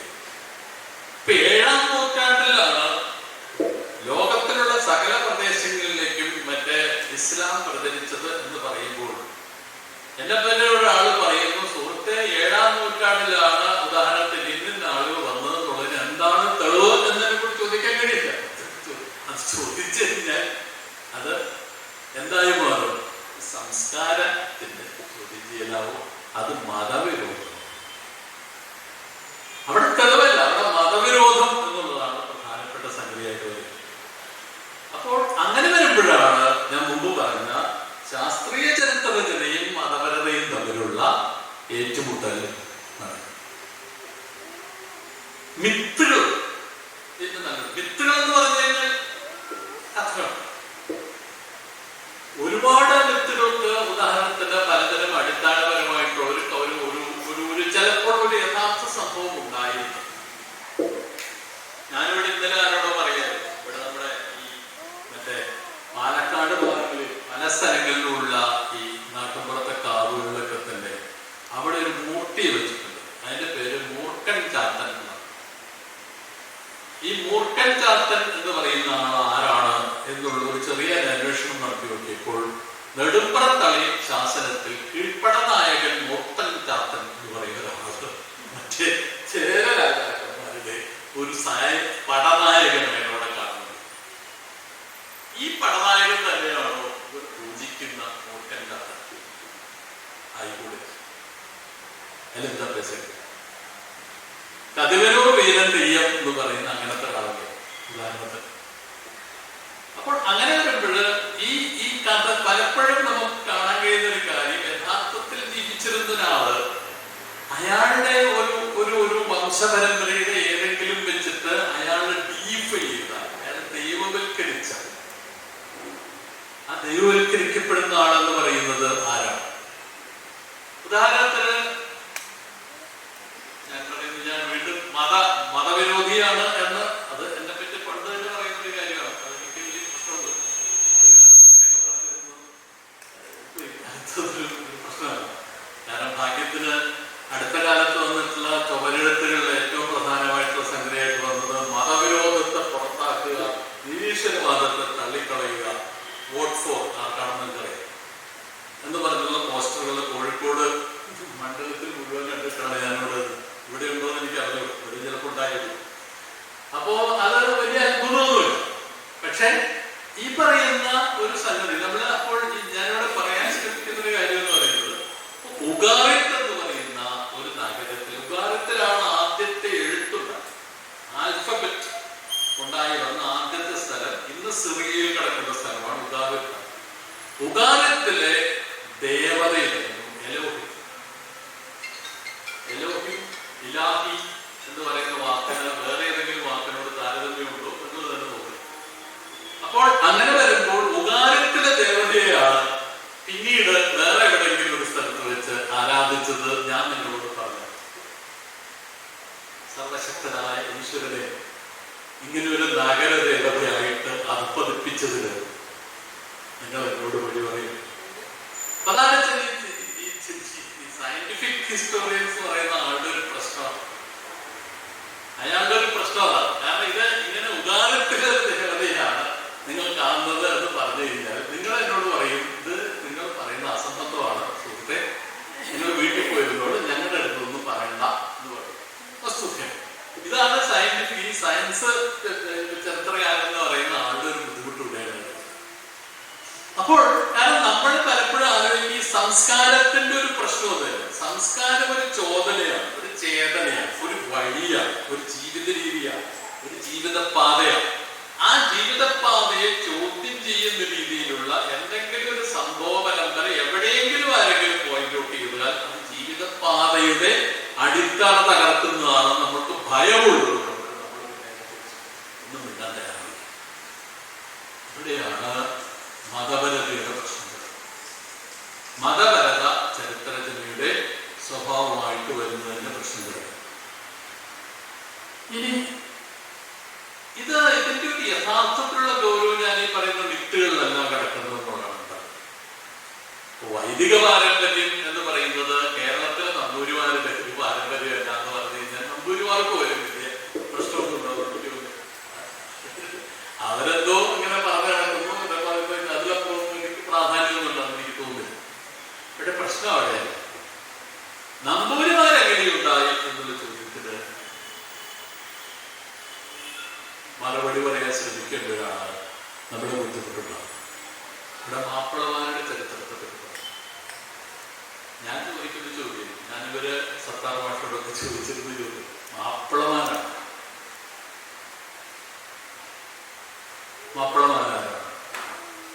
മാപ്പിളമാര് മുസ്ലിങ്ങളാണെന്ന് പറഞ്ഞുകൊണ്ടോ ഇസ്ലാം മത വിശ്വാസികളാണെന്ന് പറഞ്ഞുകൊണ്ടോ അവരുടെ മറ്റേ ആരാധനാമൂർത്തി എന്ന് പറയുന്ന ആള് മറ്റേ മെക്കയിലിരിക്കുന്നതാണെന്ന് പറഞ്ഞുകൊണ്ടോ അല്ലെങ്കിൽ ഞങ്ങൾ പിന്തുടരുന്ന ഖുർആന്റെ ഹദീസിന്റെ വചനങ്ങളാണെന്ന് പറഞ്ഞുകൊണ്ടോ മാപ്പിളമാരാണെന്ന് ചോദ്യത്തിന് ഉത്തരം കിട്ടിയില്ല. അതിന്റെ ഉത്തരവില്ല. അവരാണ്. കാരണം ഞാനത് പറയാനുള്ള കാരണം ഏതാണ് ഈ മത സമുദായങ്ങളുടെ ചരിത്രത്തിൽ ഒരു ഏകതം മാത്രമേ പ്രത്യക്ഷപ്പെട്ടു. അതായത് മുഖദ്ദിമയെ കുറിച്ച് പറയുമ്പോൾ, ഇബ്ൻ ഖൽദൂനിന്റെ പുസ്തകത്തെ കുറിച്ച് പറയുമ്പോൾ, ഇന്ത്യക്കാരുടെ അടുത്ത കാലത്ത് നടക്കുന്ന ഭാരതീയ ചരിത്രരചനയെ കുറിച്ചുള്ള ചർച്ചകളെ കുറിച്ച് പറയുമ്പോൾ ദൗർഭാഗ്യവശാൽ രണജിത് ഗുഹ എന്ന് പറയുന്ന ആൾ അത് ഇടപെട്ടത്. അപ്പോൾ ഈ പറയുന്ന ചരിത്രരചനയെ കുറിച്ച് പറയുമ്പോഴൊക്കെ തന്നെ നമ്മൾ കാണുന്ന ഒരു പ്രധാനപ്പെട്ട പ്രശ്നങ്ങളൊന്ന് അവിടെ മുമ്പ് പറഞ്ഞതുപോലെ ഈ പറയുന്ന ചോദ്യം എന്ന് പറയുന്നത് ചോദിക്കാൻ കഴിയില്ല. അതിന് പകരം നമ്മൾ ചോദിക്കേണ്ട ചോദ്യം വേറൊന്നാണ്. അതായത് ഇവരുടെ സാംസ്കാരികമായിട്ടുള്ള ഇബ്ൻ ഖൽദൂനിന്റെ പ്രധാനപ്പെട്ട ബർബർ ഗോത്രവർഗ്ഗക്കാരുള്ള ഈജിപ്തിലെ മറ്റേ മന്ത്രിമാരിൽ ഒരാളായിരുന്നപ്പോൾ അദ്ദേഹം കണ്ട ഒരു വിഭാഗമാണ് ബർബർ ഗോത്രവർഗ്ഗക്കാർ. ബർബർ ഗോത്രവർഗ്ഗക്കാരുടെ ഇടയിലുള്ള കൾച്ചർ എന്ന് പറയുന്നത്, സംസ്കാരം എന്ന് പറയുന്നത്, ആ ബർബർമാരുടെ സംസ്കാരം എന്ന് പറയുന്നത് എങ്ങനെയാണ് അത് ഒരു മതപരിവർത്തനത്തിന്റെ ലോജിക്കിന് വിധേയമാകുന്നത് എന്നുള്ളതിനെ കുറിച്ചുള്ള പഠനം. അവിടെ രണ്ട് അസംഷൻസ് അവിടെ. ഒന്ന്, ഇവിടെ ഒരു ഗിവൺ ഉണ്ട്, മതം. ആ മതം എന്ന് പറയുന്ന ഒരു സാധനത്തിലുണ്ട്. അത് അലംഘനീയമാണ്, അചഞ്ചലമാണ്, ശാശ്വതമാണ്. അതിന് ചോദ്യം ചെയ്യപ്പെടും. അതേസമയം തന്നെ നമുക്ക് മറുവശത്തുള്ള ആളെ, ഈ മതത്തിലേക്ക് വരുന്ന ആളെ, അയാളെ നമുക്ക് പരിശോധിക്കാം. അങ്ങനെ വരുമ്പോൾ നമ്മൾ കൾച്ചറിനെ കുറിച്ചുള്ള, അതായത് ഒരു തരത്തിലുള്ള ദ്വന്ദ്വത്തിലേക്ക് കിടക്കും. ആ കൾച്ചറിനെ കുറിച്ചുള്ള ദ്വന്ദ്വങ്ങൾ നമ്മുടെ മതചരിത്രത്തിന്റെ ഏറ്റവും പ്രധാനപ്പെട്ട രൂപങ്ങളുണ്ട്. മധ്യകാല ക്രിസ്ത്യൻ സമൂഹത്തിന്റെ ചരിത്രങ്ങളിലൊക്കെ കണ്ടിട്ടുള്ള പ്രധാനപ്പെട്ട ഒരു വ്യത്യാസം എന്ന് പറയുന്നത് ക്രിസ്ത്യൻ പാഗൻ എന്ന് പറയുന്നത്. പാഗൻ എന്ന് പറഞ്ഞാൽ അവിശ്വാസം, അന്യമതക്കാരൻ. ഈ അന്യമതക്കാരൻ എന്ന് പറയുന്നയാളുടെ സൗന്ദര്യങ്ങൾ എന്താണെന്ന് പരിശോധിക്കേണ്ടത്, അതിനെ പഠിക്കേണ്ടത്, അതിനെ ഉൾക്കൊള്ളേണ്ടത് അയാൾ എങ്ങനെയാണ് അയാള് ഈ പറയുന്ന മതത്തിലേക്ക് എങ്ങനെയാണ് മാറുമ്പോൾ എന്ത് മാറ്റമാണ് വേണ്ടത് എന്നുള്ളത് അത്യാവശ്യമാണ്. നമുക്കറിയാം മിഷണറിമാര് 18-ാം നൂറ്റാണ്ടിൽ 19-ാം നൂറ്റാണ്ടിലെ ആദ്യത്തിലൊക്കെ ഏറ്റവും കൂടുതൽ സമയം ചെലവാക്കിയത് ഇന്ത്യയിലുള്ള ഗോത്ര സമൂഹങ്ങളെ കുറിച്ച്, നമ്മുടെ ജാതി വ്യവസ്ഥയെ കുറിച്ച് ഒക്കെ തന്നെ പഠനം നടത്തും. ഈ പഠനങ്ങളുടെയൊക്കെ പിന്നിലുള്ള സംഗതി നമ്മളെ പലരും ധരിച്ചു വെച്ചിരിക്കുന്നത് ശരിയാണോ തെറ്റാണോ എന്നുള്ളതൊക്കെ അവിടെ കിടക്കുന്നില്ല. നമ്മളെ നന്നാക്കാനുള്ളത്, ഇന്ത്യക്കാരനെ നന്നാക്കാനുള്ള ശ്രമമാണെന്നുള്ളത് അങ്ങനെയാണെന്ന് തോന്നുന്നത്. 18th സെഞ്ചുറിയിലെ കുറിച്ച് ഇപ്പൊ തോമസ് ട്രോട്ട്മാനെ പോലുള്ള ആളുകൾ പറയുന്നതനുസരിച്ച് അതാണെന്ന് തോന്നുന്നത്. അതിന് പകരം അവര് ചെയ്യാൻ ശ്രമിച്ചത് ഈ മറ്റുള്ള ഈ അവിശ്വാസി അയാളെ യഥാർത്ഥത്തിൽ നമ്മൾ വിശ്വാസത്തിലേക്ക് വരേണ്ട ആളായിരുന്നു. അയാളൊരു സാർവലൗകികമായിട്ടുള്ള ഒരു പ്രിൻസിപ്പിൾ അനുസരിച്ചാണെങ്കിൽ അയാൾ നമ്മുടെ ഭാഗമാകേണ്ടതാണ്. അയാൾ എന്തുകൊണ്ട് അവിശ്വാസി? മറ്റൊരു ഭാഷയിൽ പറഞ്ഞാൽ ഈ വിശ്വാസി എന്തുകൊണ്ട് വിശ്വാസിയായി മാറിയെന്നല്ല അവർ ചോദിക്കുന്നത്. ആ ചോദ്യം അവർ ചോദിക്കുന്നില്ല. അതിന് പകരം ചോദിക്കുന്ന ചോദ്യം പറയുന്നത് വിശ്വാസി ആകേണ്ട ഒരാൾ എന്തുകൊണ്ട് അവിശ്വാസിയായി അപ്പുറത്തു വന്നു? അയാളെ ആ ചലിപ്പിച്ച ദുഷ്ടശക്തികളിൽ നിന്ന് അഹറോൻ, ഇബ്ലീസ്, അല്ലെങ്കിൽ മറ്റേതെങ്കിലും തരത്തിലുള്ള ദുഷ്ടശക്തി, സാത്താൻ, അല്ലെങ്കിൽ വേറെ എന്തെങ്കിലും ഒന്ന്, അല്ലെ, അത്തരത്തിലുള്ള ദുഷ്ടശക്തി എന്ന ആ ദുഷ്ടശക്തി വിഭാവനം ചെയ്തു കഴിഞ്ഞു അയാളെ സത്യവേദത്തിൽ, പഴയ വിഷ്ണുമാരുടെ ഒരു പ്രയോഗമാണ് സത്യവേദം. സത്യവേദം എന്ന് പറഞ്ഞാൽ എന്താണ്? ഞങ്ങളുടെ മാത്രമാണ് സത്യം, മറ്റുള്ളവരുടെ ഒന്നും സത്യവേദം.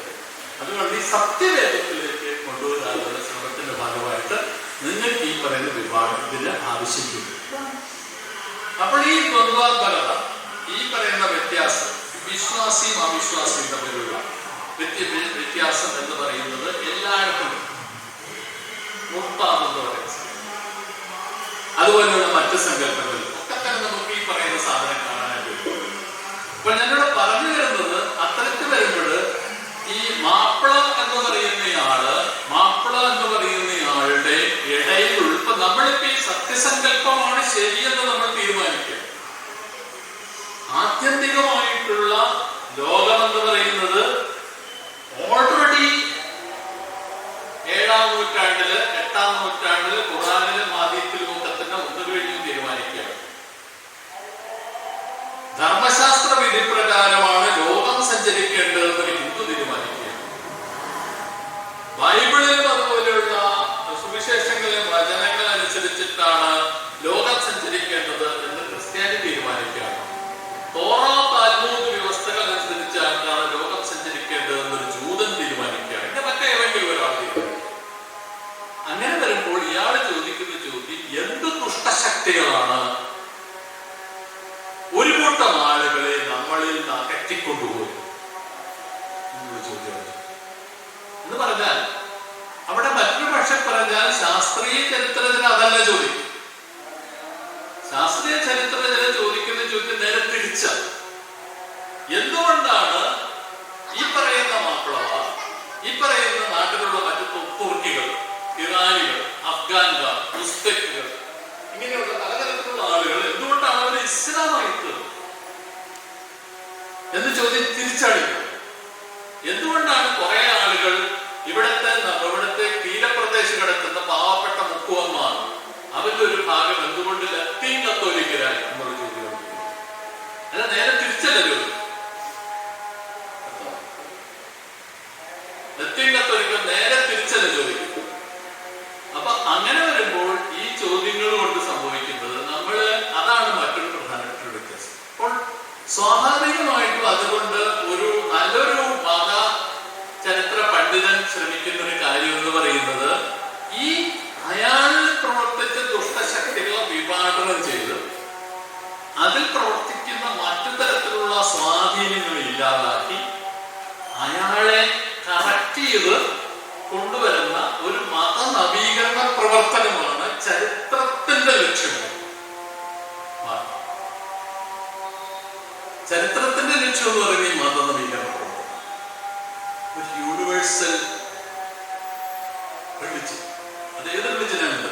ഇസ്ലാമായാലും ക്രിസ്ത്യാനിറ്റി ആയാലും ഹിന്ദുമതമായാലും ആരായാലും തിരക്കില്ല. അപ്പോൾ ഈ പറയുന്ന ആ ദുഷ്ടശക്തികൾ വിഭാവനം ചെയ്ത് ഇത്തരത്തിൽ ചരിത്രത്തിൽ തിരിച്ചു കൊണ്ടുവരുന്ന, അങ്ങനെ വരുമ്പോൾ വംശപാരമ്പര്യത്തെ സാർവലൗകിക പാരമ്പര്യമാക്കി മാറ്റുന്ന ഒരു ഫ്യൂച്ചറാണ് ചരിത്രത്തിന്റെ ദിശയായി കാണും. അങ്ങനെയുള്ള ഒരു ചരിത്രത്തിന് നമുക്ക് അതാണ് ചരിത്രത്തിന്റെ ദിശയായിട്ടെന്ന് വരുമ്പോൾ സ്വാഭാവികമായിട്ടും അത് കമ്മ്യൂണിറ്റി, അത് കൾച്ചറൽ ചരിത്രരചനയുടെ, കൾച്ചറൽ എന്ന് ഞാൻ വിളിക്കുന്ന ചരിത്രരചനയുടെ ഭാഗമായിട്ടൊന്ന് മാറും. കാരണം അവിടെ ഒരിക്കലും തന്നെ ഈ അടിത്തറ ചോദ്യം ചെയ്യപ്പെടുന്ന പ്രശ്നമില്ല. മറ്റതൊക്കെ നമുക്ക് ഡിസ്കസ്, അടിത്തറ ചോദ്യം ചെയ്യപ്പെടുന്ന ഒരു പ്രശ്നവുമില്ല. ഞാൻ ക്രിസ്ത്യാനിയാണെന്നുണ്ടെങ്കിൽ ക്രിസ്ത്യാനിറ്റി എന്ന് പറയുന്ന തലത്തിൽ നിന്നുകൊണ്ടുള്ള ആ ചില അടിസ്ഥാന തത്വങ്ങൾ ഒരിക്കലും ചോദ്യം ചെയ്യാൻ പാടില്ല. അതിനപ്പുറം കടന്നിട്ട് മുന്നോട്ട് പഠിക്കും. അവിടെ ശാസ്ത്രീയമായിട്ട് പഠിക്കാം, അതിന് പ്രശ്നമൊന്നുമില്ല. ശാസ്ത്രീയമായിട്ട് പഠിക്കാതിരിക്കണോ, അങ്ങനെ ചെയ്യും, അതും പ്രശ്നമില്ല. കാരണം അങ്ങനെ വരുമ്പോൾ ശാസ്ത്രീയമായിട്ടുള്ള പഠനം എങ്ങനെയെങ്കിലും നമ്മുടെ ഒരു മതപരതയ്ക്ക്, നമ്മളുടെ ഈ പറയുന്ന ഒരു ചരിത്രപരമായ ദൗത്യത്തിന് പ്രയോജനപ്പെടുമെങ്കിൽ അത് വളരെ നല്ല കാര്യം. അപ്പോൾ അങ്ങനെയുള്ള സങ്കല്പങ്ങൾ എത്തിച്ചേരുക ഒരു പൊളിറ്റിക്കൽ റിലിജന്റെ, ഞാൻ അവിടെ കൊണ്ടൊന്ന് അവസാനിപ്പിക്കാൻ രാഷ്ട്രീയ മതത്തിലേക്കാണ്. കാരണം അവിടെ ഹിസ്റ്ററി അവിടെ പ്ലേ ചെയ്യുന്നത് ഒരു ഒരു ഒരു എത്തിക്കൽ, ഒരു ധാർമ്മികമായ ദൗത്യമല്ല അവിടെ. മതപരതയുടെ അന്തസത്ത കണ്ടെത്തുക എന്നുള്ള ദൗത്യമല്ല അവിടെ നിർവഹിക്കുന്നത്. അവിടെ നിർവഹിക്കുന്ന ദൗത്യം എന്ന് പറയുന്നത് ഹിസ്റ്ററിയുടെ ഉപയോഗം അവിടെ പൊളിറ്റിക്സ് ആണ്. ആ പൊളിറ്റിക്സ് എന്താണ്? ആ പൊളിറ്റിക്സ് എന്ന് പറയുന്നത് ഞങ്ങളുടെ പാരമ്പര്യത്തിന്റെ സാർവലൗകിക ആധിപത്യം അതായി മാറും.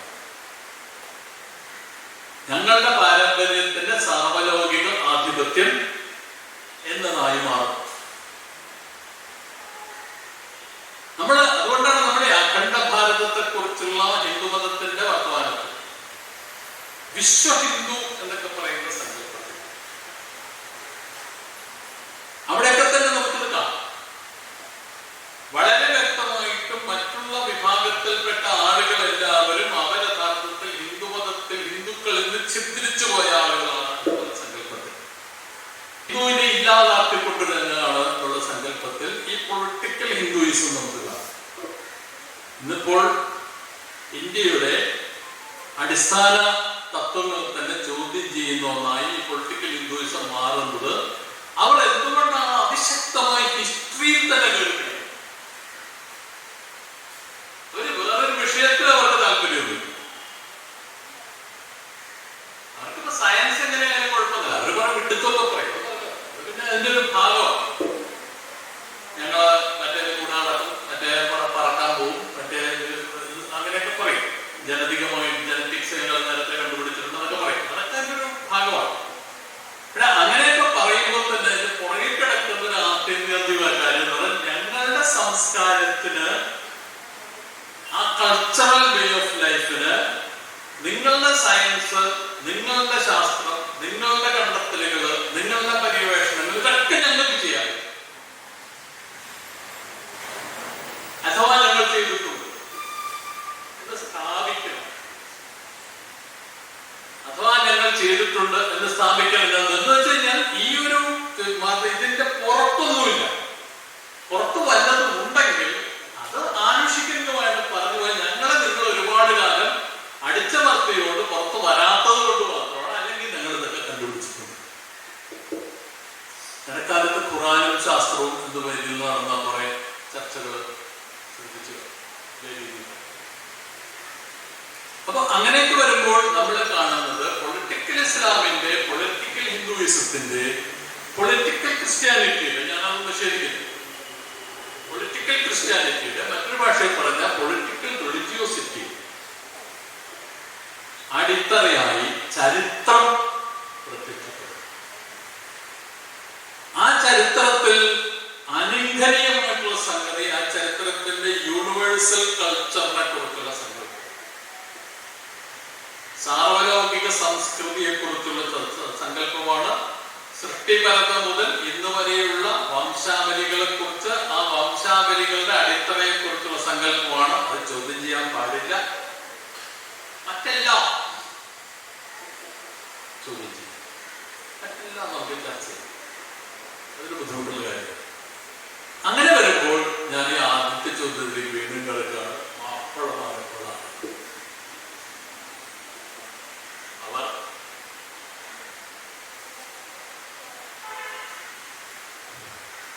കേരളത്തിലുണ്ടായിരുന്നു, ഒരുപക്ഷെ കേരളത്തിന് പുറത്തുനിന്ന് വന്ന, മറ്റുള്ള സ്ഥലങ്ങളിൽ വന്ന ഒരു ഡയസ്പോറായി കമ്മ്യൂണിറ്റി എന്നുള്ള രീതിയിൽ ചെറിപ്പോയി പല സ്ഥലങ്ങളിൽ നിന്ന് വന്നിവിടെ വന്ന, ഇവിടുന്ന് ആളുകളുമായിട്ട് പരസ്പരം വീഴ്ച നടത്തിയിട്ട് പ്രജനനം നടത്തി വളർന്നു വന്ന ഒരു വിഭാഗം ആളുകൾ, അവര് ക്രമേണ അവർക്ക് പരിചിതമായിട്ടുള്ള പ്രവാചകന്മാരുടെയും ഉപദേശികളുടെയും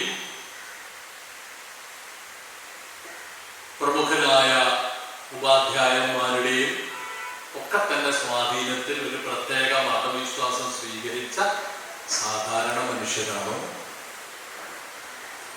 ഒരു പ്രത്യേക ഘട്ടത്തിൽ അങ്ങനെ വന്ന് സാധാരണ മനുഷ്യർ, അത്തരത്തിൽ വന്ന് സാധാരണ മനുഷ്യരാണോ? അതോ നേരെ തിരിച്ച് ഏതെങ്കിലും ഒരു വംശാവലി ക്രമത്തിന്റെ ഭാഗമായി ഇവിടെ വന്ന് താമസിച്ച് ഇവിടത്തെ അസന്തുഷ്ടരും അതുപോലെ തന്നെ അടിച്ചമർത്തപരമായിട്ടുള്ള ജനങ്ങളെ സത്യത്തിന്റെ പാത കാണിച്ചു കൊടുത്ത ഒരു കൂട്ടം ആളുകൾ ആരാണ്? ഞാൻ പറയുന്നു ആദ്യത്തെ കൂട്ടം ആളുകളാണ്. അതാണ് ഒരുപക്ഷെ നമ്മൾ തരത്തിലുള്ള ആളുകളുടെ പ്രധാനപ്പെട്ട വ്യത്യാസം. ജനങ്ങൾ സത്യാന്വേഷകരായിട്ടൊന്നും ജനിക്കുന്നില്ല. അവരവരുടെ ജീവിത യാഥാർത്ഥ്യങ്ങളുടെ ഭാഗമായിട്ട് അവർക്ക് സ്വീകരിക്കാവുന്ന ചില തത്വങ്ങളെ അതിനെ കൃത്യമായിട്ട് പറയുന്നതനുസരിച്ച് സ്വീകരിച്ചു പോകും, ജീവിച്ചു പോകുന്നത്. അല്ലാതെ ഒരു ഡിസൈൻ, ഒരു യൂണിവേഴ്സൽ ഡിസൈൻ അനുസരിച്ച്, എന്താ പറയണ്ടേ, ആ ഡിസൈൻ അനുസരിച്ച് ഉണ്ടാക്കിക്കൊണ്ടുവന്നിട്ട് അവരെ സൃഷ്ടിപരമായിട്ട് മാറ്റിയെടുത്ത് അങ്ങനെ സൃഷ്ടിക്കപ്പെട്ട ഒരു യൂണിവേഴ്സൽ കമ്മ്യൂണിറ്റിയാണ്. ദൗർഭാഗ്യവശാൽ ഈ കമ്മ്യൂണിറ്റി എന്ന് പറയുന്ന സങ്കല്പം പ്രാദേശിക ജനത എന്ന് പറയുന്ന സാധാരണ മട്ടിൽ ഉപയോഗിക്കുന്നതിന് പകരം സാധാരണ ആളുകൾ തമ്മിലുള്ള വീഴ്ചകളുടെ അടിസ്ഥാനത്തിൽ ഉണ്ടാക്കിക്കൊണ്ടുവരുന്ന പാവമനുഷ്യരുടെ പ്രാദേശിക ജനസമൂഹങ്ങൾ എന്ന് പറയുന്നതിന്, അങ്ങനെ പറയുന്നതിന് പകരം നമ്മളൊരു സാർവലൗകിക തത്വയുടെ ഒരു പ്രതിഫലനം മാത്രമാണ് എന്ന് പറയുമ്പോൾ സൃഷ്ടിക്കപ്പെടുന്ന, അത് ആ സംസ്കാരത്തിന്റെ പ്രതിഫലനം മാത്രമാണെന്ന് പറയുമ്പോൾ സൃഷ്ടിക്കപ്പെടുന്നത് ചരിത്രമല്ല എന്നുള്ളതാണ് എനിക്ക് അവസാനമായിട്ട് പറയാം. അത് സംസ്കാരമാണ്. ഞാനത് നിഷേധിക്കുന്നു. സംസ്കാരമാണ്. കൾച്ചർ എന്ന് പറയുന്നതിന്റെ അർത്ഥം അതായിരിക്കും. ഞാനതിനെ നിഷേധിക്കുന്നില്ല. ഇവിടെ ചരിത്രമല്ല. അത് ചരിത്രമല്ല. അങ്ങനെ വരുമ്പോൾ മാപ്പിള സമുദായം എങ്ങനെയുണ്ടായി എന്നുള്ളതല്ല ചോദ്യം. മാപ്പിളമാർ ഒരു സമുദായമാണോ എന്ന് ചോദിക്കുന്നതിൽ ക്ഷമിച്ചു. പലപ്പോഴും വരുന്ന, ഞാൻ ഈ എല്ലാ ഗവേഷണ പ്രബന്ധങ്ങൾക്കും മലയാളികളായിട്ടുള്ള, മലയാളത്തിൽ ഇവിടെ കേരളക്കരയിൽ വന്ന് താമസിച്ച കുറെ ആളുകൾ അവർ മാപ്പിളമാരായി എന്നുള്ളതാണ് ചോദ്യം.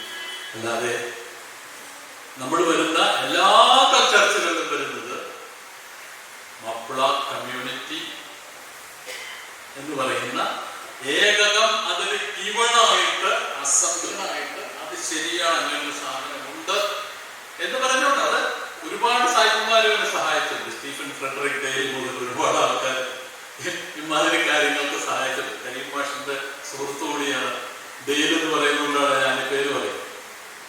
അപ്പോൾ അങ്ങനെ വരുമ്പോൾ ഈ ഒരു പ്രശ്നം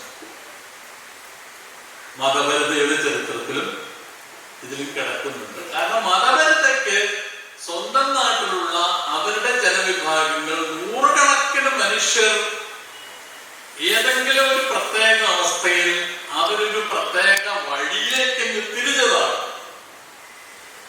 എന്ന് പറയുമ്പോഴുണ്ടാകുന്ന ആ ഒരു എന്താ പറയുക, അതൊരു അൺസെറ്റിൽഡ് അവസ്ഥയുണ്ട്. ഒരു ശാസ്ത്രീയ ചരിത്രകാരൻ അത് അംഗീകരിക്കാൻ പറ്റും, അതൊക്കെ പറയാൻ പറ്റും. എല്ലാവരും ഇങ്ങനെ തന്നെയാണ് ജീവിക്കുന്നത് എന്ന് പറയും.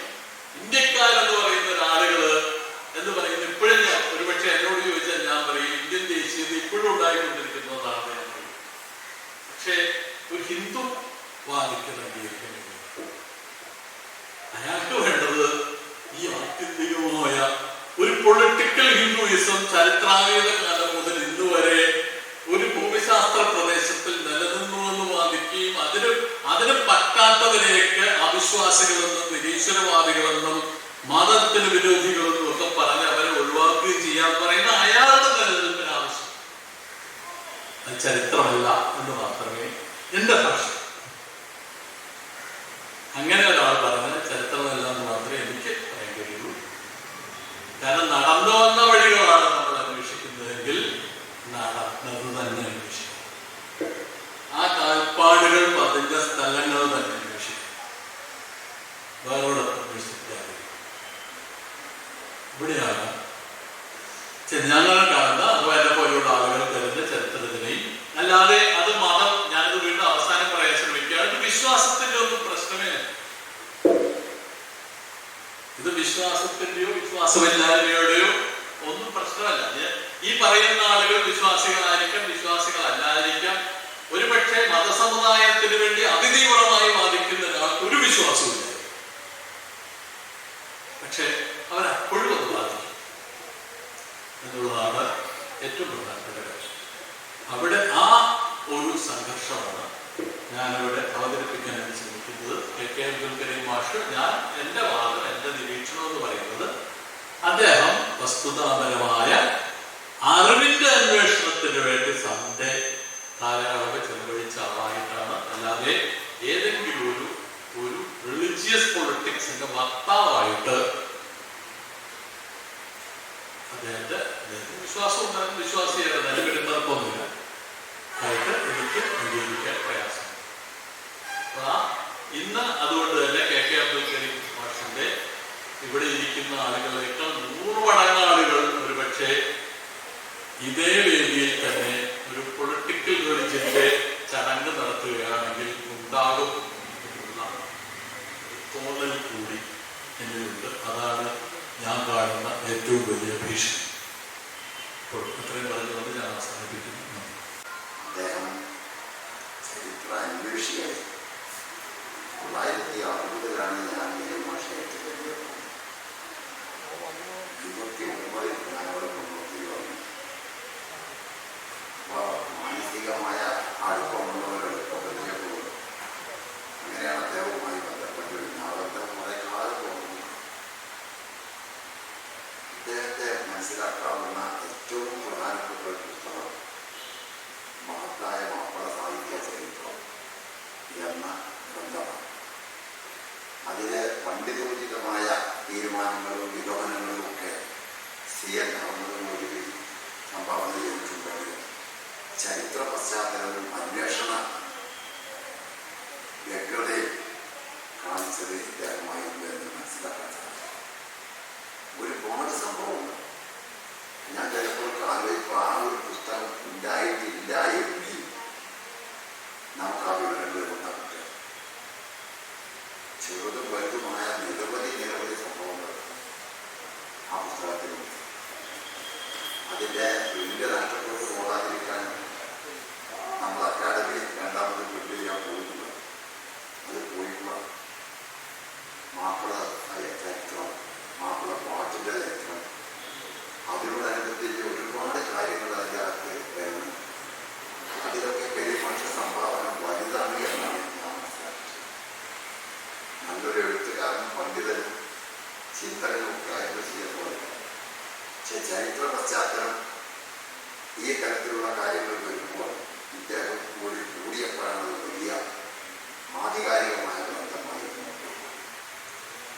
പിന്നെ ഗണേശ് മാഷിയോടെ പറഞ്ഞ കാര്യങ്ങൾ ഇങ്ങനെ ആലോചിക്കുമ്പോൾ ഞാൻ ചരിത്രത്തിലെ മാഷോ പണ്ഡിതനോ ഒന്നുമല്ല, പക്ഷേ ചരിത്രം വായിക്കാൻ ഇഷ്ടപ്പെടുന്നതാണ്. ഈയിടെ നിസ്സാര എന്ന് പറഞ്ഞ ഒരു മാസിക വായിച്ചപ്പോൾ അതിൽ നമ്മുടെ രണ്ടത്താക്കി എഴുതിയ ഒരു ലേഖനത്തിൽ എൻ്റെ കണ്ണ് പോയാണ്. അതിൽ പറഞ്ഞു ചൈനക്കാർ ഇസ്ലാമിനെ പ്രചരിപ്പിക്കാൻ നമ്മൾ കോഴിക്കോട്ട് വന്ന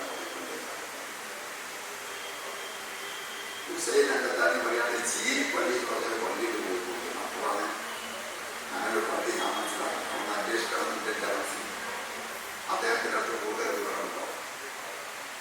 ചൈന ഇസ്ലാമിക പ്രചരണത്തിൽ മുൻകൈയെടുക്കുന്നവർക്ക് പകർത്തുക തന്നെയാണ്. ചൈനയിൽ പോയിട്ടെങ്കിൽ നിങ്ങൾ വിദ്യാഭ്യാസം നേടണമെന്ന് നബി പറഞ്ഞു. ഉത്തരവിൽ വരുമ്പോൾ ഓരോ മുസ്ലിം ചൈന. അപ്പൊ ചൈനക്ക് ഒരു വലിയ പ്രാധാന്യം. അപ്പൊ ഇങ്ങനെയുള്ള വിവരങ്ങൾ തേടി തേടി ഇവിടെ പോകുമ്പോൾ ഒരുപാട് സംഭവങ്ങൾ മനസ്സിലായി. അപ്പൊ നമ്മൾ മുമ്പിൽ ഉള്ള ചരിത്രം പൂർണ്ണമല്ല എന്നൊരു നിഗമനത്തിലാണ് ഞാൻ എത്തിച്ചേർന്നത്. അതിനതിൻ്റെതായ ഒരുപാട് കാരണങ്ങളുണ്ട്. ഇനിയും അന്വേഷിച്ചന്വേഷിച്ചു ഇന്ന് പത്രത്തിൽ വന്ന ഒരു സംഗതിയുണ്ട്. സിന്ധ് പ്രവിശ്യയിൽ 2200 കൊല്ലങ്ങൾക്ക് മുമ്പ് ആയുധം നിർമ്മിച്ചിരുന്ന ഒരു മൊത്തത്തോ എന്നായാലും പറയാം, എന്താ പറയാ, നമ്മളെ ഈ ആയിട്ടൊക്കെ പഠിക്കുന്ന ആലയങ്ങളുണ്ട്, അതുപോലത്തെ ഒരു കുളം മാതിരി ഉണ്ടാക്കിയിട്ട് അതിൽ ആയുധങ്ങളുടെ അവശേഷിപ്പ് നടത്തുന്നു. 2200 കൊല്ലം മുമ്പുള്ളതാണത് എന്ന് ഗവേഷണം നടത്തി ഭൂമി കുഴിച്ചെടുത്ത് പോലെ നിർമ്മിച്ചു.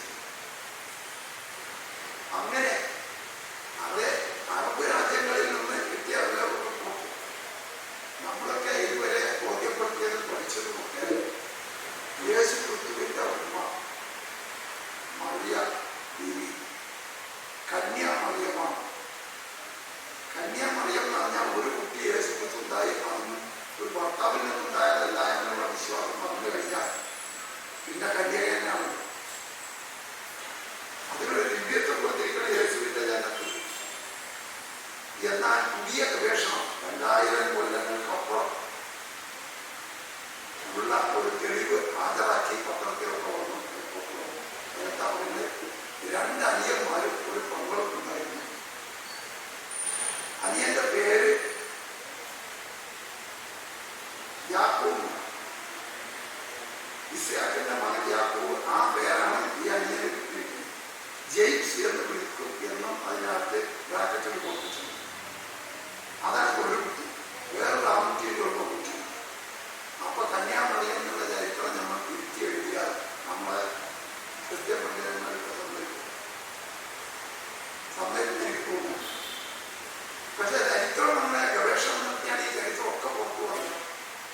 ആ ചരിത്രത്തിൽ നിന്ന് കിട്ടിയ തെളിവ് വെച്ചിട്ടാണ് അവരെ രേഖ ഉദ്ധരിച്ചുകൊണ്ട് 2-4 ദിവസമായിട്ടുള്ള പത്രത്തിലൊക്കെ. അങ്ങനെ ഒരുപാട് സംഭവങ്ങൾ. നബിനെ കുറിച്ചൊരു ചരിത്രം ഞാൻ അടുത്ത് വായിക്കുകയാണ്. നബിന്റെ ഭാര്യ ഖദീജ ബീവി മരിച്ചപ്പോ അങ്ങനെ ദീർഘകാലം നബിന്റെ കൂടെ നിന്നത് മക്കളുടെ ഉമ്മ. ഒരുപാട് ചരിത്രങ്ങളുടെ പരിചയത്തിൽ നബി അന്തം വിട്ട് വായ പിടിച്ചിരിക്കുമ്പോ വിവാഹം ആലോചനയൊക്കെ നടത്തുന്ന ഒരു ബ്രോക്കർ കൊണ്ടുവരുന്നുണ്ട്. അതിന്റെ പേര് ആ സ്ത്രീ ഇങ്ങനെ വരിക. ഇവർ വന്നിട്ട് നബിയോട് ചോദിക്കാനല്ല, നബിയെ നമുക്കൊരു കല്യാണം കൂടി വേണ്ടേ, പൈസ നോക്കി നമുക്ക് ആലോചിക്കാം. ഇങ്ങനെയാണ് ബ്രോക്കർ പറഞ്ഞത്. അപ്പൊ മൂപ്പത്തിയാല് ഒരു പ്രൊപ്പോസൽ വെക്കുകയാണ്. നിങ്ങളുടെ ഏറ്റവും ഇഷ്ടപ്പെട്ട സഹോദരൻ സുഹൃത്ത് അബൂബക്കറിന്റെ മകളിൽ നിൽക്കുന്ന എന്താണ് അഭിപ്രായം? അപ്പോ 2-3 പറഞ്ഞു കൊടുത്തു. സുന്ദരിയായ സൗധം, അതിനെപ്പറ്റി എന്താ അഭിപ്രായം? 2 ആണെന്ന് ലഭ്യ പറഞ്ഞു. ഞാൻ പറയാൻ അല്ല, ശരിയായ ഒരു പണ്ഡിതന്മാരെ എഴുതിയ ചരിത്രത്തിൽ പറഞ്ഞു. ഇവനെ ഈ സ്ത്രീ അങ്ങനെ അന്വേഷിച്ചു പോയി. ഐഷ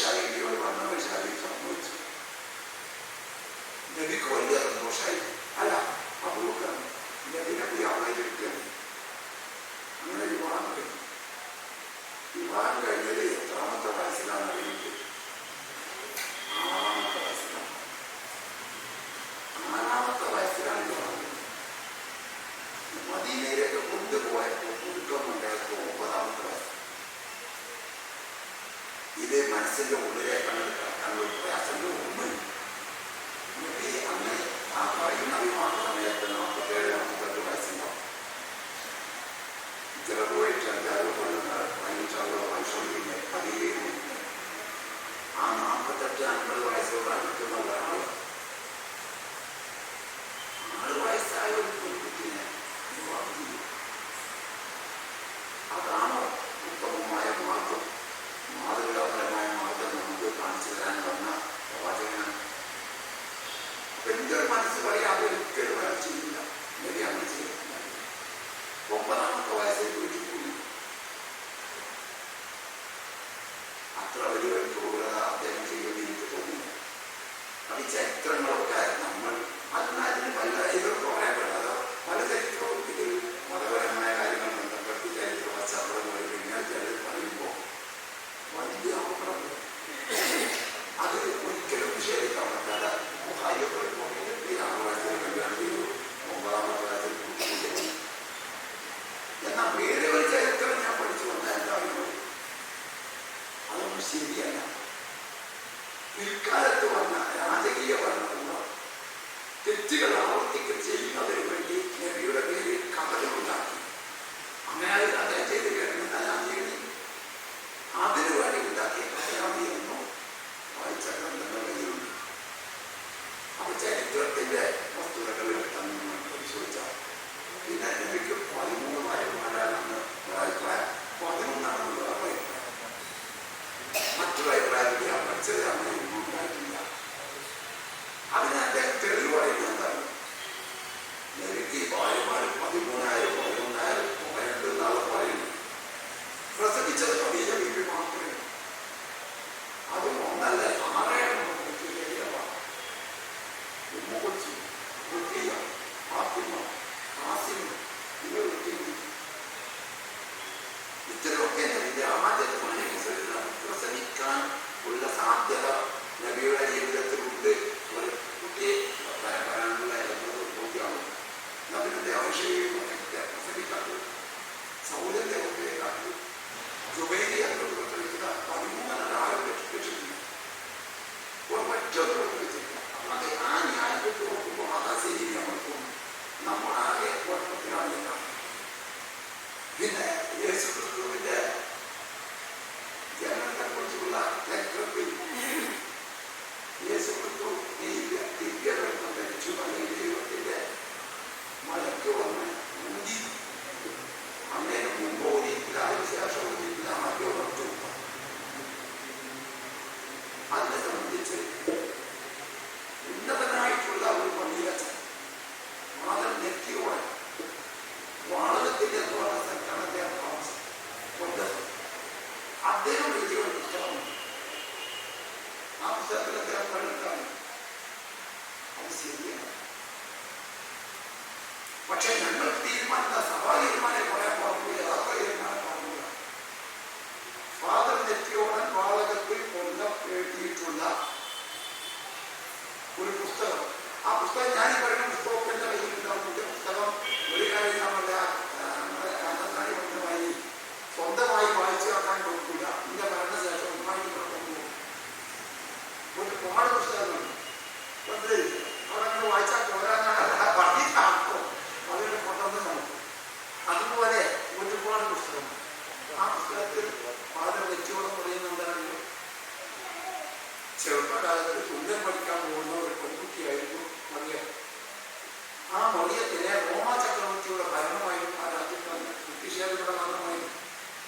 ആ ഭരണത്തിന്റെ നടത്തിപ്പുകാരനായ ഒരു പോലീസുകാരൻ ഈ കുട്ടിയെ കാണുന്നു. അന്നത്തെ കാലത്തൊക്കെ വലിയ ആളുകൾ നമ്പൂതിരിയായാലും നായരായാലും കുറവ കൊടുത്തയച്ചാൽ സമ്മാനം കൊടുത്തയച്ചാൽ സമ്മതായില്ല. ഈ കുട്ടിയെ അദ്ദേഹം സമ്മതം വെച്ചു. ആ കുട്ടിയോട് പറയുന്നതാണ് അങ്ങനെ മറിയ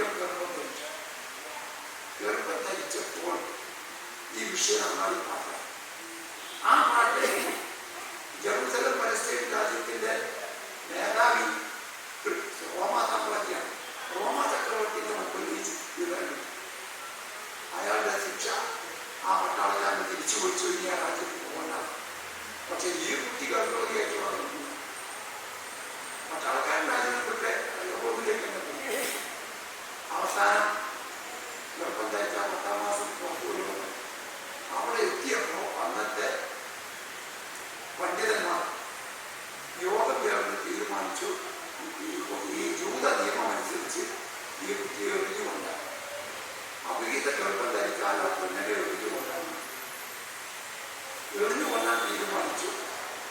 വിധി കൊടുക്കാൻ ആ കാലത്ത് റോമാ ചക്രവർത്തിയുടെ ആധിപത്യത്തിനെതിരായി സമരം നടത്തിയിരുന്ന ഒരു ധീരനായ വിപ്ലവകാരി അതിശക്തനായ പോരാളി ചാവൽപ്പടയുടെ നേതാവായിട്ടുണ്ട്. ചാവൽപ്പട എന്ന ഇന്ന് ലങ്കയിൽ വന്നതും അല്ല, അങ്ങനെയുള്ളതാണ്.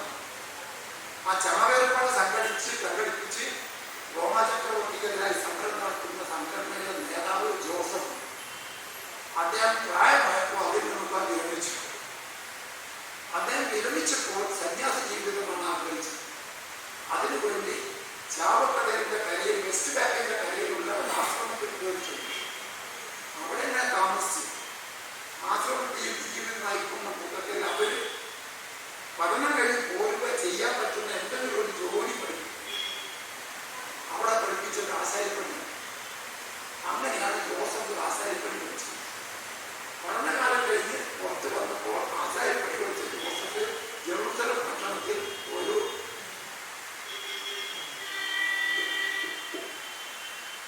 കസാര പൈസയൊക്കെ കൊടുക്കുന്നുണ്ടാവും.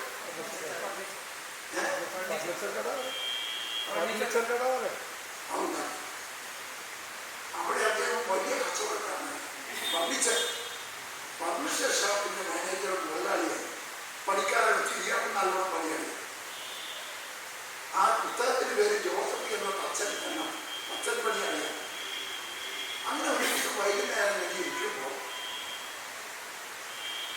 ഗവൺമെന്റിന്റെ പരസ്യം ചെയ്യുന്ന ആളുകൾ ചെണ്ടമുട്ടി ഇങ്ങനെ വരിക.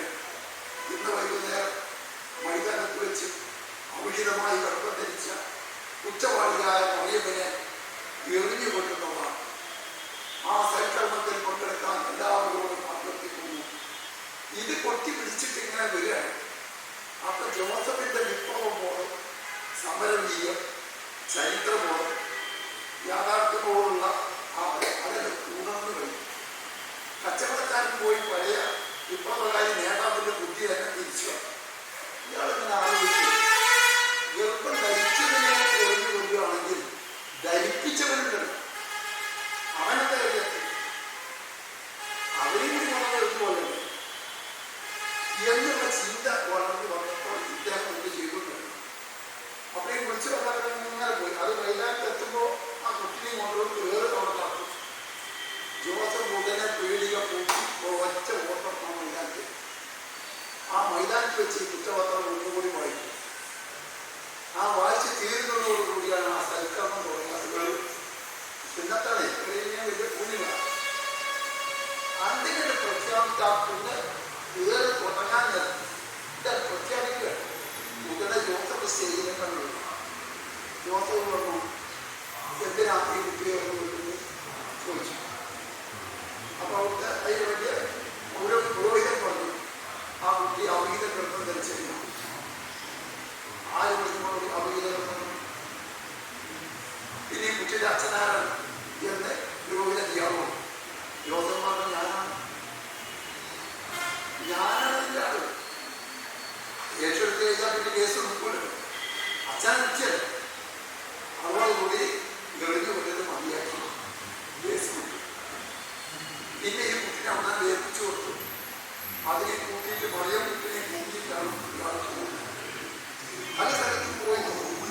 എവിടെയും കമ്മിക്കാൻ സ്ഥലത്തില്ല. കാരണം രാജകീയ നീതിയെ വെല്ലുവിളിച്ചുണ്ടായ ഒരു ശ്രമത്തിന്റെ ഫലമാണ്. ആ അപകടം മനസ്സിലാക്കി അന്ന് പല സ്ഥലങ്ങളിൽ വഴിയമ്പലങ്ങൾ എന്നാണ് പറയുന്നത്, ഗസ്റ്റ് ഹൗസുകളിൽ അവിടെ ഒന്നും ചെയ്യത്തില്ല. ഒരു സ്ഥലത്ത് ചെന്നപ്പോൾ അവൻ പോയി പറഞ്ഞ ബുദ്ധിമാനാണ്. ആ ഗസ്റ്റ് ഹൗസിന്റെ കാവൽക്കാരൻ പറഞ്ഞു, ഇവിടെ നമ്മൾ വരിക, ഇവിടെ നമ്മുടെ റൂമിൽ 3 റൂമിലും ആളുണ്ട്, ഒരു റൂമിൽ നിങ്ങൾക്ക് തോന്നിയതാണ്. അവിടുത്തെ മറിയെ പ്രസവിച്ചോട്ടെ, ഞാൻ എൻ്റെ ഭാര്യയെ എല്ലാ സഹായം ചെയ്യും. പക്ഷെ ഒന്ന്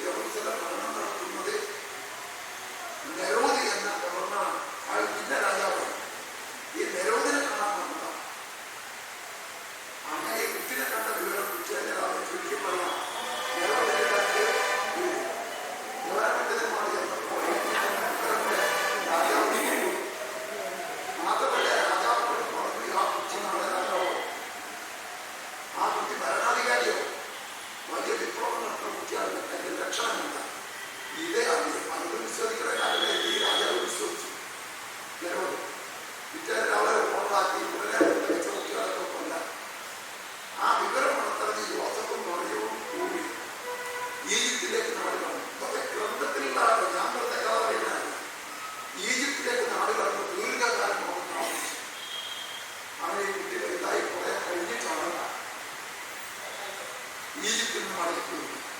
അവിടേക്ക് കാലം കുറെ മാറി നരവതി രാജാവായി പ്രശ്നങ്ങളൊക്കെ മാറി. പഴയ ഫർണിച്ചറിനകത്ത് തുറന്ന് അവിടെ ഇരുന്ന് രണ്ടാളും അച്ഛനും മൂന്നും പണിപോയി. അച്ഛൻ്റെ മകൻ 18-ാമത്തെ വയസ്സിൽ കഴിഞ്ഞപ്പോൾ അതിന് മുമ്പ് തന്നെ കുട്ടിനെ അവിടുത്തെ പാഠശാല പഠിക്കാൻ വേണ്ടി അയക്കുമ്പോൾ അവിടെ നീ കുട്ടിയെ എല്ലാവരും കളിയാക്കി കാണും. അച്ഛനില്ലാത്ത കുട്ടിയാണ്, ലോകത്തിന്റെ അച്ഛനൊന്നല്ല. അത് സ്വാഭാവികമായിട്ടുള്ള ചർച്ച വരും. അത് ഈ കുട്ടി വല്ലാതെ മനസ്സെ പ്രശ്നിച്ചു. ഒരിക്കൽ അമ്മയോട് ചോദിച്ചു പറഞ്ഞത് ഏതാ എന്റെ അച്ഛനായാലും അച്ഛനല്ലേ അവിടെ ഞാൻ എന്താ ഞങ്ങൾ പറയൂ. അവസാനം ഒരു ദിവസം 18-ാമത്തെ വയസ്സാണ് ഈ കുട്ടി ആശാരിപ്പൊടി എടുത്തുകൊണ്ടിരിക്കുന്നതിൽ അതവിടെ നിർത്തി ഈ അച്ഛനോട് ചോദിക്കുക. അച്ഛനെ അവിടെ അപ്പാന്നാണ് വിളിക്കുക. അപ്പ ഞാനൊരു സത്യം ചോദിക്കട്ടെ, സത്യം പറയുന്നു എന്താ? എന്റെ അച്ഛൻ ആരാണെന്നിരിക്കാണ് അപ്പൻ റോമാ ചക്രവർത്തിയെ വെല്ലുവിളിച്ച വിപ്ലവകാരിയാണ്, നീതിക്ക് വേണ്ടി പോരാടിയ സമരസേനാനിയാണ്.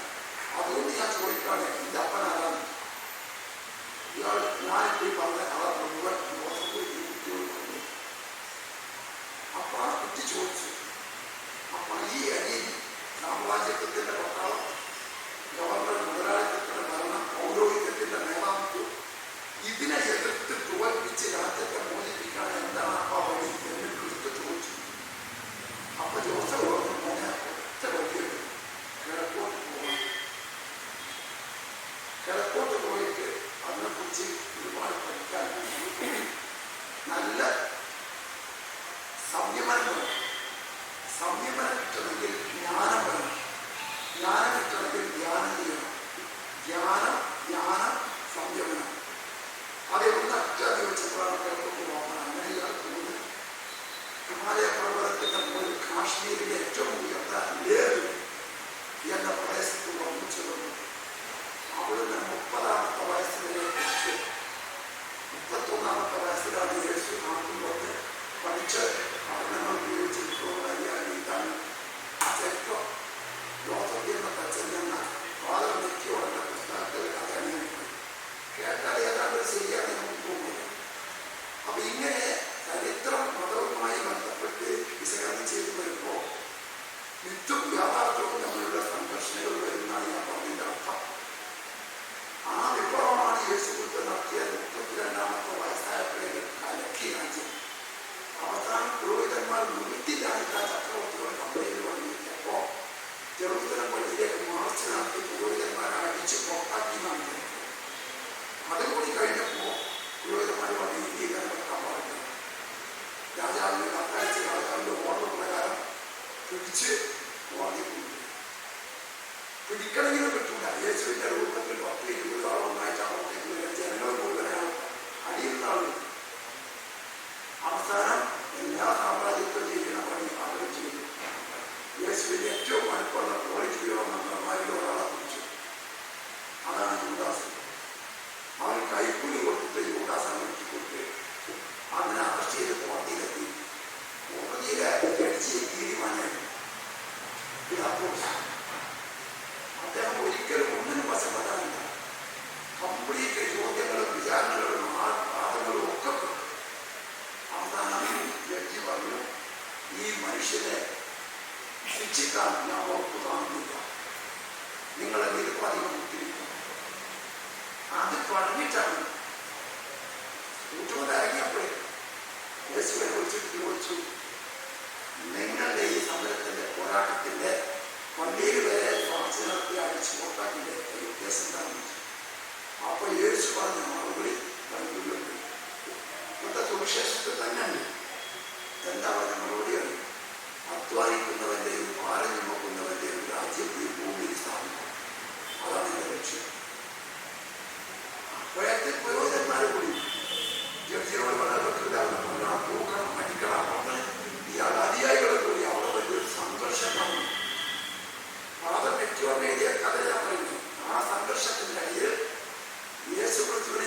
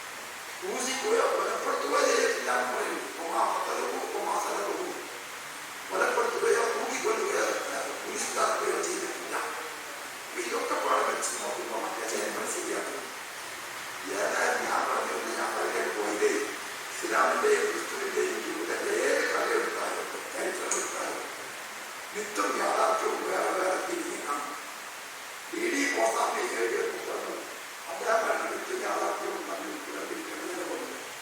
അതുകൊണ്ട് മാപ്പിള പാട്ടിലെയും മാപ്പിള ചരിത്രത്തിലെയും യാഥാർത്ഥ്യവും വേർതിരിച്ചതിൽ വലിയൊരു പങ്ക് വഹിച്ച ആളാണ് നമ്മുടെ കരീം മാഷ്.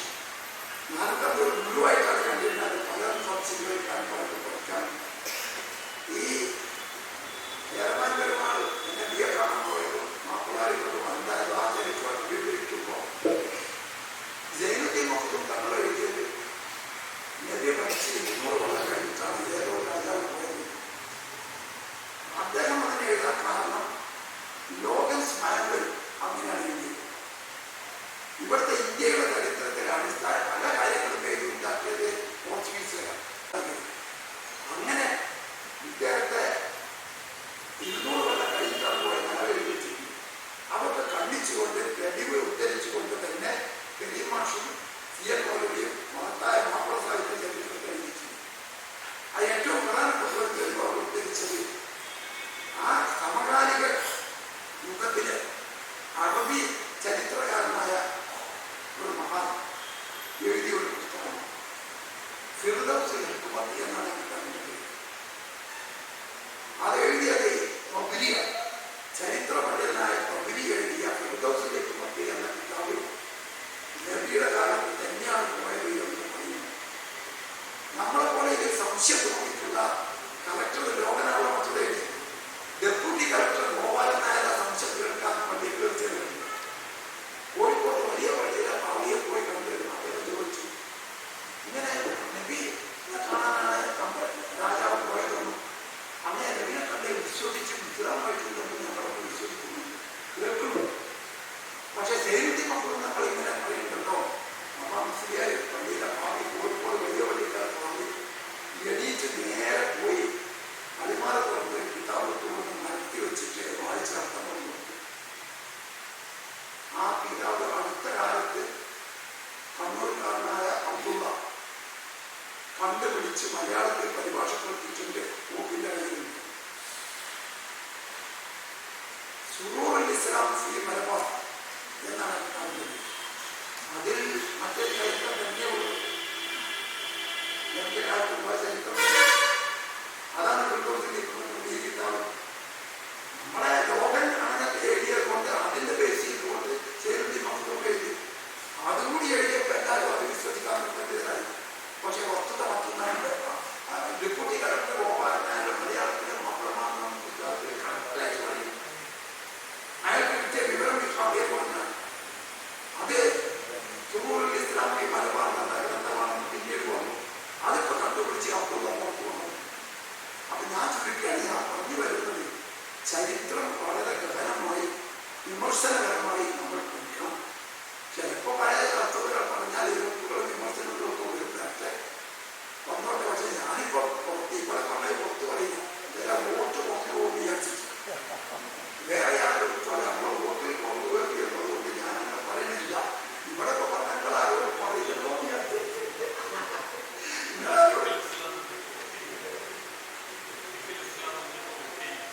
പൊളിറ്റിക്കലി ഇസ്ലാം വോട്ടില്ല. പക്ഷെ ഞാൻ പൊളിറ്റിക്സ് മനസ്സിലാക്കിയാണ് ഈ വക കാര്യങ്ങൾ തുറന്ന് പറയാൻ പോകുന്ന എന്താ പറഞ്ഞു അതിലൊരു തൊട്ടടുത്ത് പറഞ്ഞത് മാത്രം ഇനി പറയാനുള്ള കാര്യം. അതുകൊണ്ട് എനിക്ക് നിങ്ങളൊക്കെ പറയാനുള്ളത് വളരെ വിമർശനപരമായി ഗഹനമായി പഠിച്ച കാര്യങ്ങൾ. അതിൽ പുസ്തകത്തിൽ നോക്കിയാൽ ഇത് മനസ്സിലാവും. കുട്ടികൾ നല്ലോണം പഠിച്ചാൽ കിട്ടും. നമ്മളെ പല ആളുകൾക്കും കർമ്മശാസ്ത്രം അറിയാം, ധനതത്വശാസ്ത്രം അറിയാം. നമ്മുടെ പണ്ഡിതന്മാരെന്ന് പറഞ്ഞാൽ ആരാ മനസ്സിലാവില്ല. ചരിത്രം അവർ പഠിക്കാൻ 6 കൊല്ലം ഞാൻ പഠിക്കാൻ പോയതാണ് ചരിത്രം. എന്നാണ് ഞാൻ പറഞ്ഞത്. എത്രയോ കാലം കഴിഞ്ഞ് കോളേജിൽ നിന്ന് വക്കീൽ പണി അവസാനിപ്പിച്ചിട്ട് ഞാൻ ചരിത്രം വായിക്കാൻ തുടങ്ങി. അതിന് കിട്ടിയ വിവരം വെച്ചാണെങ്കിൽ ഞാൻ പറയുമോ അങ്ങനെ എത്ര കാര്യങ്ങളുണ്ട്. പൊളിറ്റിക്കൽ ഇസ്ലാമിന്റെ ഒരേ സ്വഭാവം വരെ ഇന്ന് എല്ലാവരും കൊടുക്കുന്നുണ്ട്. അത് കൊടുക്ക കണ്ണു മാത്രം തന്നെ കാർ പിടിക്കാൻ പറ്റുന്ന മാതിരി തന്നെ. എന്നാൽ ഇസ്ലാമിന്റെ നിയമം എന്താ? സ്ത്രീ പുരുഷനെ നോക്കാൻ പാടില്ല, പുരുഷ സ്ത്രീയെ നോക്കാൻ പാടില്ല. എന്നാളും മറിച്ചോട്ടില്ല, തിരിച്ചു പാടില്ല. ആ കണ്ണും കൂടെ സ്ത്രീ പുരുഷനെ നോക്കുന്നുണ്ടല്ലോ. ആ രണ്ടും സമാനമാണ് ഇസ്ലാമിന്റെ നിയമം.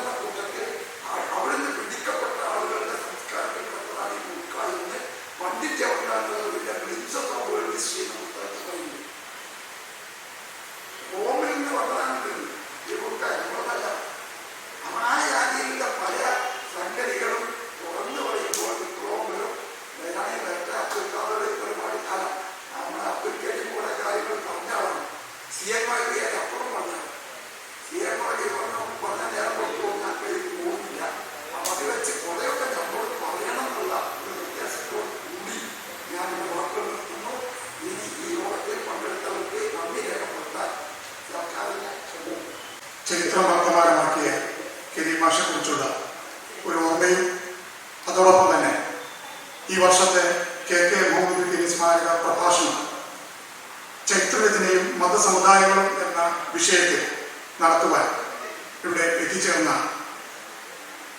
ബഹുമാനായ ഡോക്ടർ KM ഗണേഷ് അവർക്കും അതുപോലെ തന്നെ ഈ പരിപാടിക്ക് നേതൃത്വം നൽകിയ ബഹുമാനായ നമ്മുടെ അധ്യക്ഷൻ ശ്രീ EK ഹംസ അവർക്കും തുടക്കം കുറിച്ച ഡോക്ടർ ഹുസൈൻ രണ്ടത്താനി അവർക്കും അതുപോലെ തന്നെ ഇവിടെ എത്തിച്ചേർന്ന മുഴുവൻ നാട്ടുകാർക്കും വൈദ്യർ അക്കാദമി അംഗങ്ങൾക്കും ഒറ്റവാക്കിൽ നന്ദി പ്രകാശിപ്പിച്ചുകൊണ്ട് ഈ വർഷത്തെ KK മുഹമ്മദ് കുട്ടി സ്മാരക പ്രഭാഷണം ഇവിടെ പൂർണ്ണമാവുകയാണ്.